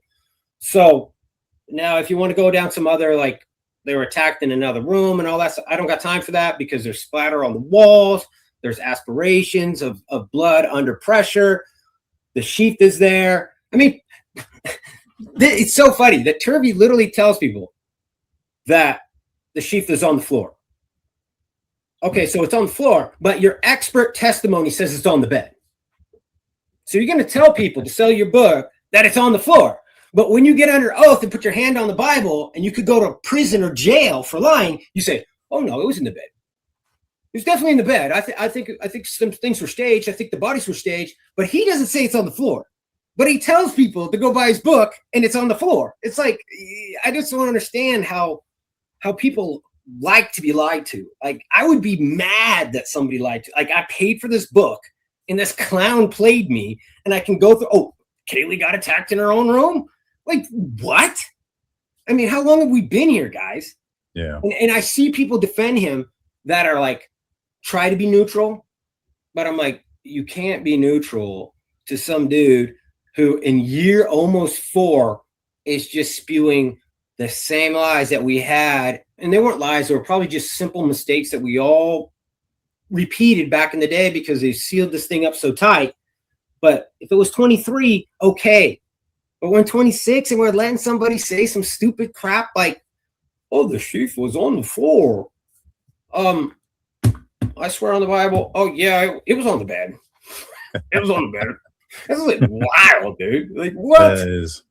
That is. And so, I mean, basically what you were saying is that you felt that there was an intended target when you said that he didn't have to go upstairs. I felt like I had some FBI type people say, hey, Steve, we think this individual had picked this house. That's what was being meant by targeted. We weren't trying to say the families were targeted or the kids were targeted. We're trying to say that this individual went around this pathway and looked. And unfortunately, that house allowed you to see a lot of what was going on. Because of the hill and the topology of everything, you could sit in little locations and see inside that house. That's why I was so upset that Thompson wanted to tear the house down, because I knew that the jury was going to say, what could I see if I was parked here? If he's doing these paths on Linda Lane and doing all these things, what could I see going down those things? Like, could I see Kaylee walking around in a room? Could I see Maddie in a room? If I come around that road and go there, who am I seeing? Xana? What do I get? And then they just tore it all down. I mean, I get so much hell from the Kohbergers, but I've fought more for their positions than I've fought for a lot of the people that think he's guilty. You know, I've pushed back as hard as I can because I didn't want to fight my community. I wanted everybody to be on the same page and say, we got the guy. Now let's kill him, put him in the ground. And then that's the message. I mean, nobody wants to talk about that, but I'm done with school shootings. I'm done with punks grabbing guns and acting like badasses and shooting people. I'm so sick. Like, thank God we just had that guy in Idaho blast that guy. Was in and out. He just pulled out a gun with the silencer. So Idaho doesn't play, you know. We need to restore a little bit more respect and authority to citizens. And if our courtrooms are going to bail out 90% of the time, then we got to do something else, you know? Yeah, no, I agree. Jeff has another question. He says that you mentioned Xana's 412 TikTok comment on Hannity. Can you tell us what it said? I could be wrong on all the impact, but she hit a thumbs up. The heart. I believe she hit the heart on a song or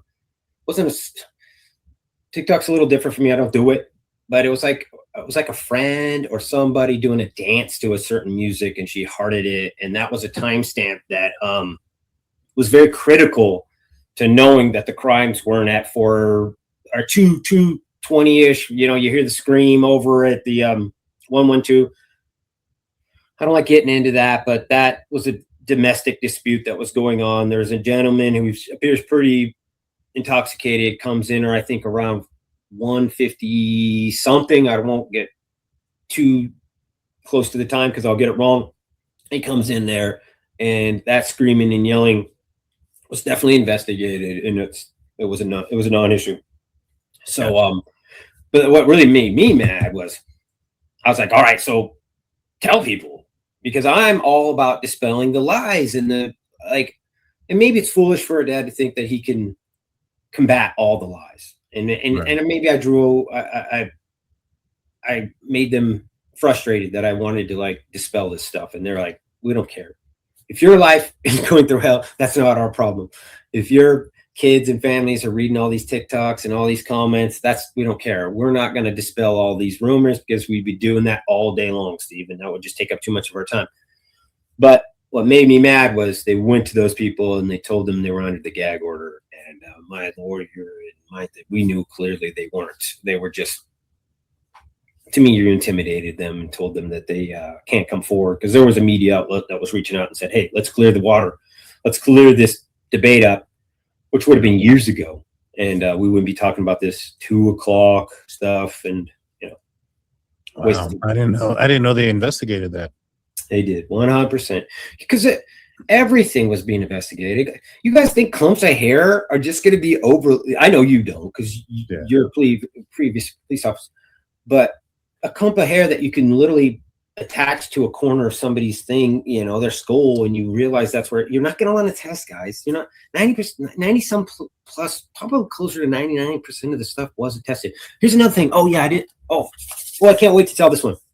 So some people, even family members of mine, thought that they could go into Xana room and get a sample that had Kaylee, Maddie, Ethan, Xana, and perfectly the guy who did it.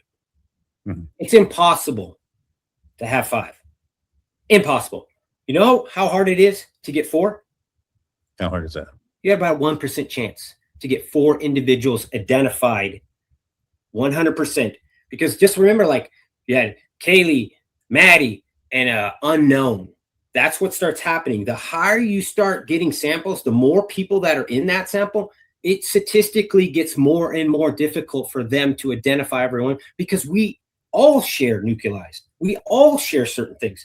So when they start blending together, the statistical probability of them being able to figure out who all is in there, first and foremost, if you got 5, you're like talking about 20%. How do or you're like, this one's 10, this one's 5, this one's 35. It doesn't work that way. So many people thought they could go into that room and just dab the right surface area, and then they solved the case like some Hollywood movie, Murder, She Wrote. I seen this in Murder, She Wrote. they put the little swab, and then they catch them all. It's like, and I didn't know all this stuff either. But now that we've got our murder has a name, and I've talked to some of these labs, they're like, Steve, they did a really good job getting one single source, like what they got on the sheath. Bam, can't argue with that. And you, like, if I touched your hand, I could not transfer your DNA as a single source. No, if I did anything with you physically touching and I touch you, it would be 2 source. It would, because your cells touch my cells, and whatever I touch is going to be a combination of both of our cells. So the single source on the sheath, and then it was going to go a step further. They were going to say that there was age. Some of the cells on the outside of the button versus inside around the corner were from different touch points, different dates. They could say the cells were more dehydrated underneath than the ones on the surface. So he was done. They were going to be able to say he touched it by their expert analysis multiple times on that button, not just one. So now you're setting up a guy who's not in CODIS. You get him to touch it twice, maybe 3 times. Then you throw it in, get a little bit of Kaylee's blood on there, get a little bit of Maddie's blood on there. And so I don't know how they could be murdered somewhere else in the house, and their aspirated blood is on this sheath, and then it's on the bed, and then it's outlined. You pull up the sheath, and you can see the sheath outline there with dots. I mean, I guess for tens of thousands of dollars, you can get somebody like Turvey. He'll tell you whatever you want to see. You want aliens to come down there and commit the murder. He probably might be twice the fees. Might be twice. There were some people that were believing that some guy jumped from a plane. Our Cougars did it. Yeah, it's Cougars, insane. Yeah, it was insane. Some of the things that people were saying, but the fact that it was aged pretty much debunks any possibility of it ever being planted, because it's difficult to plant DNA on its own, but to then plant DNA that was left behind on 2 different dates or 2 different occasions, that's impossible. That is impossible. And now you know why somebody was begging for a plea, and then they're like, oh, she didn't do a good job. I'm like, I want to be mad at her. I want to criticize her, but I'm trying to be fair and honest as much as I can for somebody who's defending the person that murdered my child. Yeah. That's very hard to do. I mean, to now go after somebody who's defending somebody who killed your kid. If you put yourself in my spot, somebody walks over and just starts beating the shit out of your kid, and your kid's screaming for help, bloodied, and they're just doing it over and over. and then they get arrested, and then somebody says, I'm going to defend that person. How much anger would you have towards that person? I mean, that's when your kid lives. That's the type of anger we had. And I'm sitting here defending her, saying that woman did an absolute splendid job of keeping him from the firing squad, because she knew how motivated Idaho was to, right here, we passed a bill while this stuff was going on. We weren't going to play with this guy. And she was like, I think you're not going to find a jury of outdoor, because it already happened with the grand jury. One of the questions they had was, okay, he has a K-bar. We want to know, does he have a hunting license or a fishing license ever? Because we're hunters and fishermen. That's a natural question. Because why would you have this big 7-inch blade knife? Why? You're a PhD college student that wants to be in a courtroom, or a professor, and he didn't have one. So she looked over that jury. She looked over this question. She knew that they weren't. This isn't the community that's going to be lied to by misdirection of stuff like Turvey was going to say, or, oh, it's on the floor, but now it's on the bed, and somebody staged him. They staged the body. It's like, oh my gosh, give me a break. Staged him? Come on. So 2 people are in there with 2 different freaking weapons, killing them, and then they stop and stage him. Yeah, it just doesn't make any sense to you. Then, okay. Yeah, that don't make any sense whatsoever. This says here, what's the single most important thing that you want people to understand about Kaylee, who she was and what she meant, that goes beyond the case itself? Kaylee was so wonderful, so powerful, so bubbly that the whole family rose up to fight this battle. Mm-hmm. I think that kind of lets people know. And Kaylee didn't have to be the center of attention. She had her boyfriend from high school. She wasn't chasing guys. She was happy. Maddie was her friend for life. She wanted a ride or die friend. I'm not trying to be the popularist girl. I'm trying to get all these friends. I just want my ride or die friend, and we're going to do everything together. And I'm never going to have an experience without her there. They did vacations. They went all across the world together, because that was like her sister of choice. And she had this big family. And I remember telling somebody, saying, why do you guys do what you're doing? And I remember thinking, well, if you asked Maddie and Kaylee, if they were sitting right next to us, they would probably tell us, you could have did a little bit more. You could have did a couple more interviews, Dad. You could have, this guy right here, when he said that, I was hoping you would have shut that. Like what I just did to Turvey, I would have hoped you would have said that, Dad. Like you would have put that guy in his place. Like Olivia's like, let's put him in his place. We don't take shit. We don't do it. We do not take this kind of crap. And Kaylee was that type of person where she was making things happen. Good things were in our lives. I've had a great freaking upbringing. I love my community.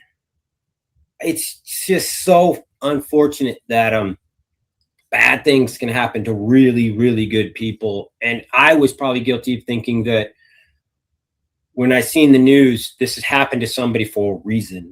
They were involved in shit. I probably would have blamed somebody for buying dime bags, because I'd be like, well, if you talk about those kind of people, weird shit can happen. You know, I raised my kids that way. I was just like, you don't mess with drugs. You don't do any of that stuff, because that's where the bad stuff happens. So I mean, my kids are at college, drinking a beer at the bar, taking a professional driver back. They're doing everything the way that you'd want your children to behave. And you just didn't know that there's this psychopath hunting these girls. And all the while, the community just we weren't prepared for that. You know, like I've said multiple times, the cops were minors in possession after a football game. That's what that's what they were built for. That's what 90% of the day is. As an officer, you're talking to, you literally are on campus. You show up talking to kids, you get to know them, you tell them, don't drink and drive. I don't want to see you hurt. I don't want to pull you over. These guys have relationships with these kids. They become their friends and family.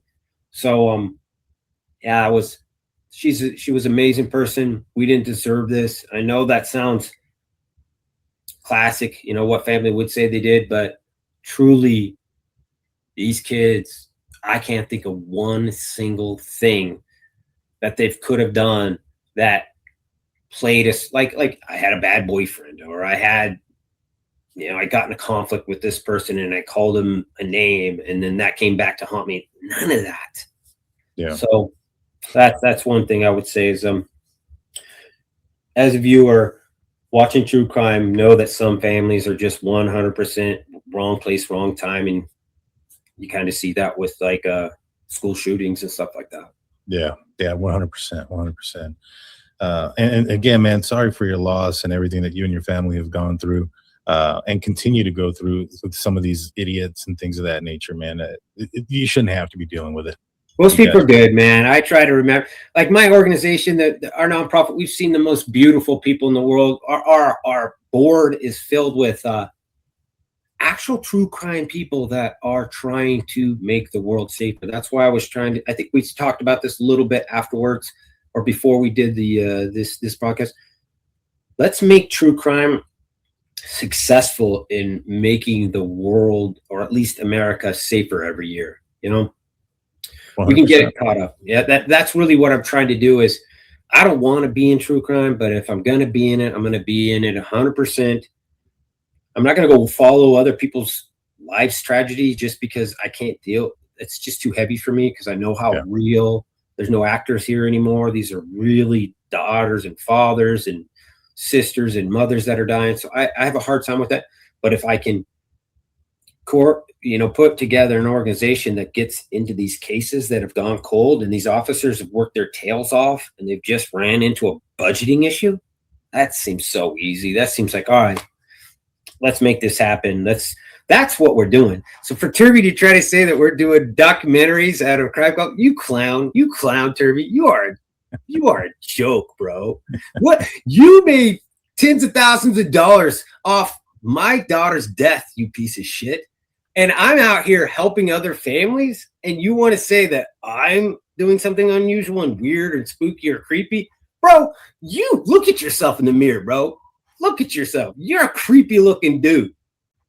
Yeah, he is. He definitely is.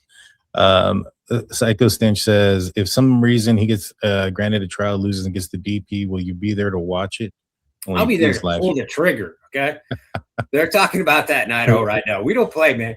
So Dave Bell, like that case, like they said, like 6 to 8 hours. And I don't understand what 6 to 8, but I looked it up.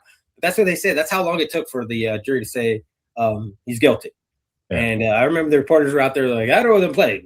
They've already come back. He's guilty. So I think we built a shooting range for this man, for this particular moment in time. Brad Little is an amazing governor, and I can't say enough positive things. And another thing is Jeff Nye and Ingrid; they were awesome.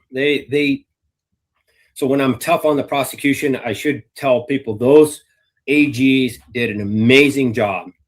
It's just that town is so under pressure by the university that it was hard to get them to fight like I wanted them to fight. And but some people really did step up and do an amazing job, and I want to give them credit.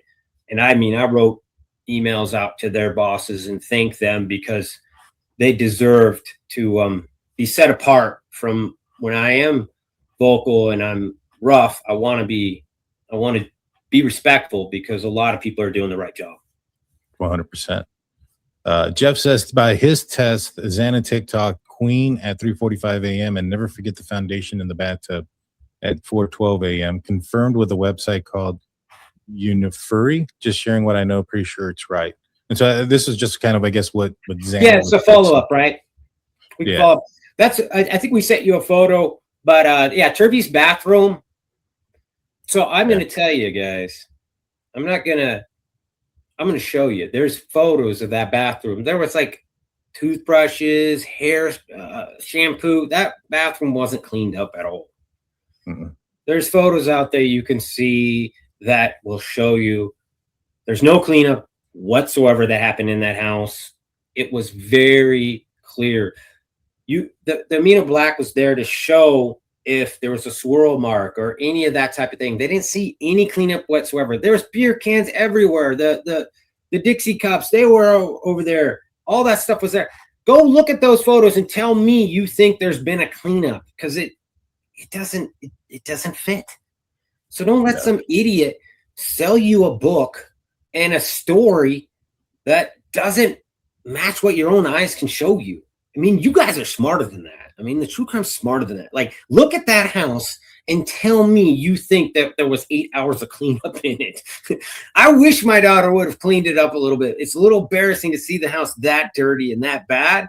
So for somebody to think that there was an 8-hour cleanup, come on, man. We got to do better than that. Yeah, 100%. I mean, the whole cleanup thing was just outrageous. It was absolutely outrageous. Let's see. There's another thing that there's details that are going to come out. Like when I say I want men, so this is a warning out to the investigators in this case. Come out and talk about the footprint by Dylan's room, so I don't have to. Because it's a backstory there that explains it all. And I thought about saying today what it is, but my wife was all nervous, and so I was like, all right, fine, I won't do it. And then Olivia was like, Dad, give them a chance. So like Cyrus stood by his work. Investigators, stand by your work, because people are using that stupid footprint by Dylan's room to make it sound like she was involved, or the killer had some one-legged hop, or there's no way for him to get the blood from Xana's room to that spot. There's a total explanation for that piece of evidence, and it all lines up, and it would have came out in court. And that's what I'm frustrated with is, you know, and I'm in a job where if you do a job, you stand by your work, and that's just the way it is. You don't just one day come to your coworker and say, well, let's just not do our job and let's just pretend like the last 3 years we weren't working. You know, I don't know where you can do that kind of stuff, you know. And then you just say, well, all right, boss, if you don't want to know what I've been working on for the last 3 years, cool. Yeah. Wow. Yeah, exactly. Salty Sleuth says the Goncalves family has every right to speak up just like the Kohbergers do. They shouldn't need to attack the family to prove a point. I agree. I mean, that's the other thing too. I mean, if you're having to resort to insults and attacks and things of that nature, that just speaks about how ignorant you are. You know what I mean? And not knowing your place. And this goes to Turvey as well, not knowing your place and who you're talking about and what you and your family have gone through, and to say the things that he has said is just ignorant beyond belief. S-Dub says, thank you, Mr. Steve. You and your family are so strong and incredible. Love you always. I will be there when they take down BK. Let's see.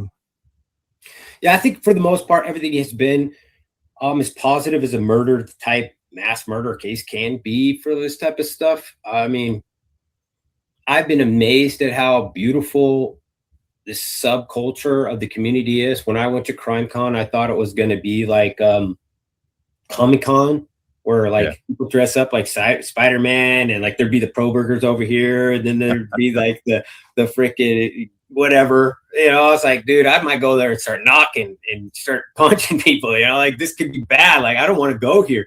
But it was nothing like that. It was actually just people trying to they have a lot of empathy. They see these things that are happening, and they know more could be done, and they want to be a part of that movement. And that's when I was like, well, if people want to hustle, if people want to work, that's what my team's always been, is just hard workers. So we built our organization. We said, nobody will get paid, but you're going to work your ass off the same. And if you don't want to sign up for that, totally get it. It's a terrible sales pitch, If you really want to come, you really want to work and make a difference in the world. So like every year we go to CrimeCon, we got a list of people and families that we've helped. Then this is the organization for you. And that's what we're doing now. And we're trying to move away from our case. You know, we wouldn't be even talking about our case. We started doing interviews where we were talking about other people's cases just before this jerk decided to betray everyone and say, "Oh, I was lying. When I got on the stand, I was lying to all you." And you're like, okay, all right. Shocker, he's saying he's lying now. Wow. Has Captain Jacks asked, well, I'll ask you in a different way. Has the Kohberger family ever tried to communicate with you? It's hard to say. It's hard to say because there's definitely been people who have tried to put that out that they were who they said they were, but you never know on the internet. You know, I never sat in front of one of them. I know that we've definitely reached out and said, hey, that we don't have a beef with you guys. We don't have a problem with you guys. I know my wife wouldn't mind talking to any one of them. So it's never been a personal thing with them. You know, that's why I was like, be careful getting into this mess. It's not fun. I'm here talking. I was built for war. I've been a fighter my whole life. This is what I do. I protect my family. But I'll tell you right now, if somebody said, hey, 100 grand and it's not your kid, all day, every day, I would have given 100 grand and not been in this. I wouldn't want to be in any of these parents' shoes. And I think we would all give up every penny that we possess, every car, every home, everything, and been homeless to have our children back, and felt lucky, literally be sitting on the streets, homeless, hugging everyone and feeling like we're lucky. Yeah. It's tough, man. And, you know, and I agree with you. You know, I mean, nobody wants to be in y'all's shoes, you know, and I mean that with the most respect. You know, what you guys are going through is hard, and I couldn't imagine just going through that and then adding on top what these idiots just pile on. It's insane. Truth Exposed says people talk about the one shoe print are the same type of folks that step in dog crap with both feet. And I know I get it. It's just so frustrating because if we would have had a court case, all this stuff would have been explained, and then all the families wouldn't have to like hear it over and over. And it was starting to die down. All the stuff was going away, and then he did this. It's just like, you know, if he just would have went into the shadows, I think me and my family would be working on other cases right now. But yeah, kind of pulled us back into this a little bit. But long story short, I don't think this is going anywhere. And as long as it doesn't go anywhere, we can just refocus back on these other families. And, you know, unfortunately, we are going to be part of this true crime community forever. But I want to have a long list behind me that says these are the families that we've helped. These are the people that had no answers and have answers today. These are the killers that were walking on the streets, and then they crossed the G's. And the murder has a name foundation and all the people that partnered with the G's. And now that asshole is sitting in a prison cell, and he's hating his life. That's what our goal is, to just find people that want to do that. And then you can do the true crime and know that you're making a difference in the world. Yeah, 100%. 100%. And I agree with you. You know, that's kind of like what I do as well. You know, I've helped out a lot of, you know, victims' family members. I've gone to a couple of different places, helped out with Barbara Hall, with her son, Timothy Dees, who passed away a couple of years back. And then I've been working here recently on the Evansdale murders with the Cold Case Foundation that brought me on to go help out in that. And so that's why I'm here. You're different. You're different. You're built different, bro. You're just built different. You got a background of action. Some people just want to talk and spread bullshit and lies. Some people are action, and that's why I'm here. I appreciate that. Yes, thank you so much. And Pineapple Dana says, Steve, they didn't share info hurt for all. I'm not sure what she's referring to there. And then Jeff says again, Xana's 412 TikTok comment, never forget the foundation on the bathtub. Posted on her friend Lainey's video refers to when they spilled makeup as kids during Not My Arms of Makeup challenge. And so I think he's just trying to prove a point, because some people are pointing out something about the bathtub in one of her posts. And I'm assuming that they're trying to Put it in one of the comments. I'll look back tomorrow in the morning and I'll look at this and then I'll investigate it. If you think there's something there, I'll definitely look into it. I'm always, any of you guys, you read so much stuff. If you can share your insights and stuff, I felt like I've started back in 22, 23, just reaching out to the community and saying, hey, if you can send me photos and information. I'm only one person and I got a full-time job, man. And I mean, I've got a very, very difficult job at a hospital where if I mess up, heaven forbid, people could die. So I got to be focused at work. And people are like, oh, they don't read everything. It's like, yeah, you know what? I'm working 50, 60 hours. I'm on call every freaking 3-4 weeks. Yeah, I can't sit on my butt all day long reading true crime stuff. I'm sorry. Yeah. No, I agree. And I'll get with Jeff. I know him personally. I'll get the details from that. Perfect. And Dr. Vona says, Steve, your love for Kaylee is beautiful. God bless. And Sirius says, we appreciate you, Christy, and your beautiful kids. You are always in our thoughts and prayers. And then justice for Kaylee, Mags, and Ethan. Thank you, guys. You guys are an awesome community. Like I said, there's certain people that I've partnered with because there's certain communities that really shine. And I just want to be around people that are positive and people that are making a difference. I don't want to be around that negativity and that shit talking. And I don't want to talk bad about anybody, man. I don't even put some of these people's names in my mouth until they've already talked bad about my family. I think everybody's pretty aware. You fuck with Steve's family, he's coming with you with bull fucking horns and bull fucking fists. That's just the truth. So if people want to talk my name, I will be negative. I'm sorry. But other than that, I don't want no negative. This community is amazing. A lot of communities are really positive. And, you know, you guys are on the right path. And hopefully one day I can earn your guys' respect and your trust. And you partner with our nonprofit, See You at True Crime. We're going to have booths there now. And I don't know, I won't be, I'm not looking for documentaries, but I will be looking for people who want to make a difference and help a family out. And that doesn't even need to be money. If you could come to me with a family that you know needs help and they have forensic data and that CODIS hit comes back 0, those are the type of cases that we'll reach out to investigators and try to establish a way to pay for that. And another thing we want to say is we aren't breaking cases. We're not solving cases. All we're doing is helping the officers who have already done all the work. We are just being a budgetary line item that is preventing a family from being in control of their life again. That's all we're trying to do. And we're just in connection with a lot of people who are on the same page. And if you can believe in that, then reach out to our organization and let's make some great things happen.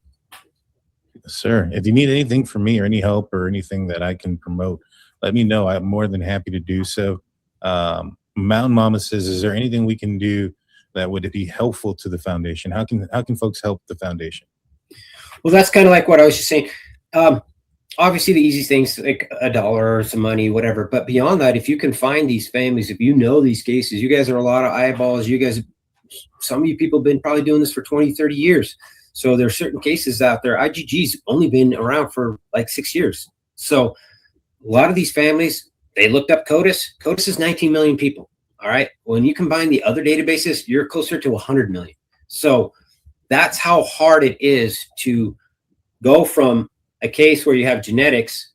And I hate to say this, there's a lot of old rape cases where there is a lot of DNA there, and the perp isn't in CODIS. Those cases are prime for this type of technology where we could go in there, do a forensics, get a snip, get that profile, upload it, and we're going to find these people and we're going to rip them out of the streets, throw them in the prisons that they belong in. And imagine a girl that's been raped and like living her life every single day, walking around parking lots, thinking that person, knowing that person's still out there. You know, that kind of stuff that is true crime, guys. To me, that is true crime. I mean, a little bit of it is how did this thing happen? But then another part of it is how do we prevent it from happening? And that's where I'm at now. I'm trying to just be pure prevention and away from this drama of my case. I want this case to be over. I want to move on to something that is actually, positive. And our case is old. It's over. It's done. I wish everybody would move on.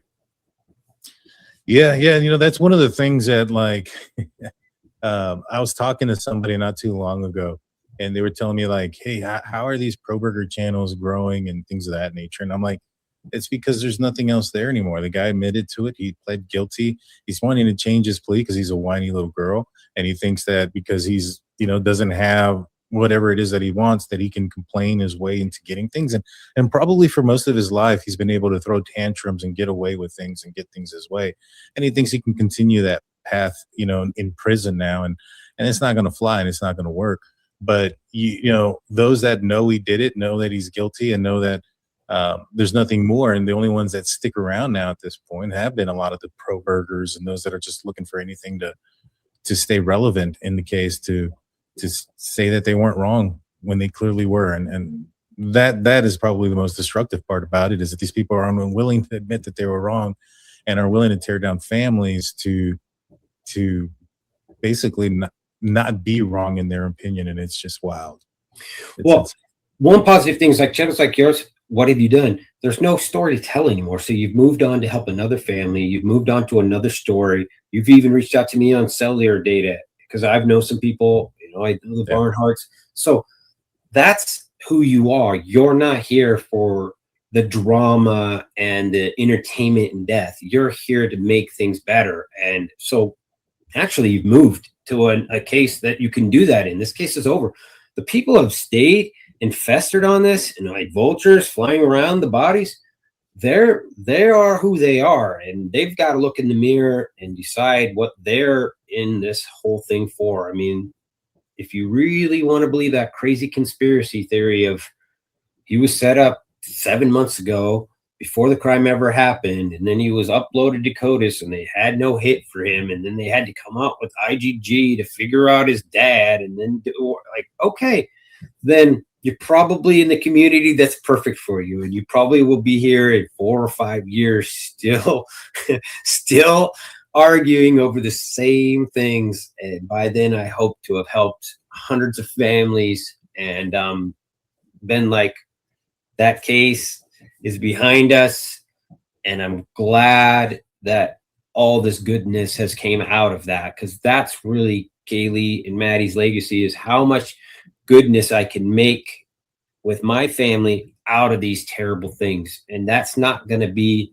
by me doing interviews and talking. It's going to be by me helping these other families get justice. And then I can say, Kaylee, we did that in your name. Maddie, we did that in your name.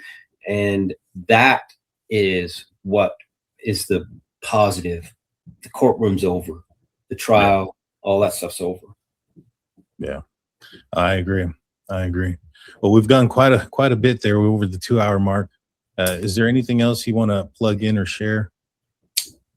I'm not thinking. I'm glad we did Friday. We almost did this yesterday, but you had your football game, and then my son surprised me. He said, "Dad, I'm here. Let's watch the game." And I was like, "Holy moly! I didn't even know there was a game today." So, thank you for making that up for me. I got to spend time with my son and Olivia. They bought me dinner. And awesome. We're at the Mexican restaurant. They got this lava bowl. Have you ever seen these lava bowls that are super hot? They're just boiling. Yes, I know what you're talking about. Yeah. Oh yeah, I had that. It had seafood in it. It was so amazing. Yeah, and my boy paid for it, which is a nice treat. For all these years I paid for him, and this is one of the times he paid for my beer and he paid for my dinner. And I was like, man, should have had a couple more kids. Now it feels good. There you go. Yeah, my oldest daughter, she did that for me one time not too long ago. Her and her boyfriend came over, and our boyfriend at the time, they're no longer together, but they took me out. I was like, wow, this is different. Yeah, it's nice. It definitely is. Well, thank you, Steve, for joining me, and thank you for sharing your side of things and your story and the truth. I mean, that's been one of the things that I think has been missing out of the most recent stuff that's been coming out, because like I said, we mentioned before, Kohbergers have been kind of carrying on this case because they're the only ones that seem to think that there's something there. And so to get the truth back out there and to remind people of what kind of creep this dude is and the people that are supporting him. So thank you so much for joining me tonight. And if you ever need any help with anything, let me know. I'm more than happy to go out there. I went out to a couple of different places, and so you know what we're doing this weekend. You know what we're looking for, and the stuff that we have to find this weekend. We probably won't find anything, but you know what, we're not quitting. We're still working, and yeah, if you come up with any of these road maps or anything, send them. We'll be doing some bailing tomorrow, and appreciate your audience. And if every one person can talk the truth and correct another person, then it's all worth it. And then it slowly disseminates out the truth. And that's, if anybody wants to know, Turby, you could have just asked me. That's why I'm here. I'm trying to disseminate the truth and get things out. That's really all it is. Pretty simple, Dad. That's all I'm doing. There you go. Well, appreciate you, my man. You have a great night.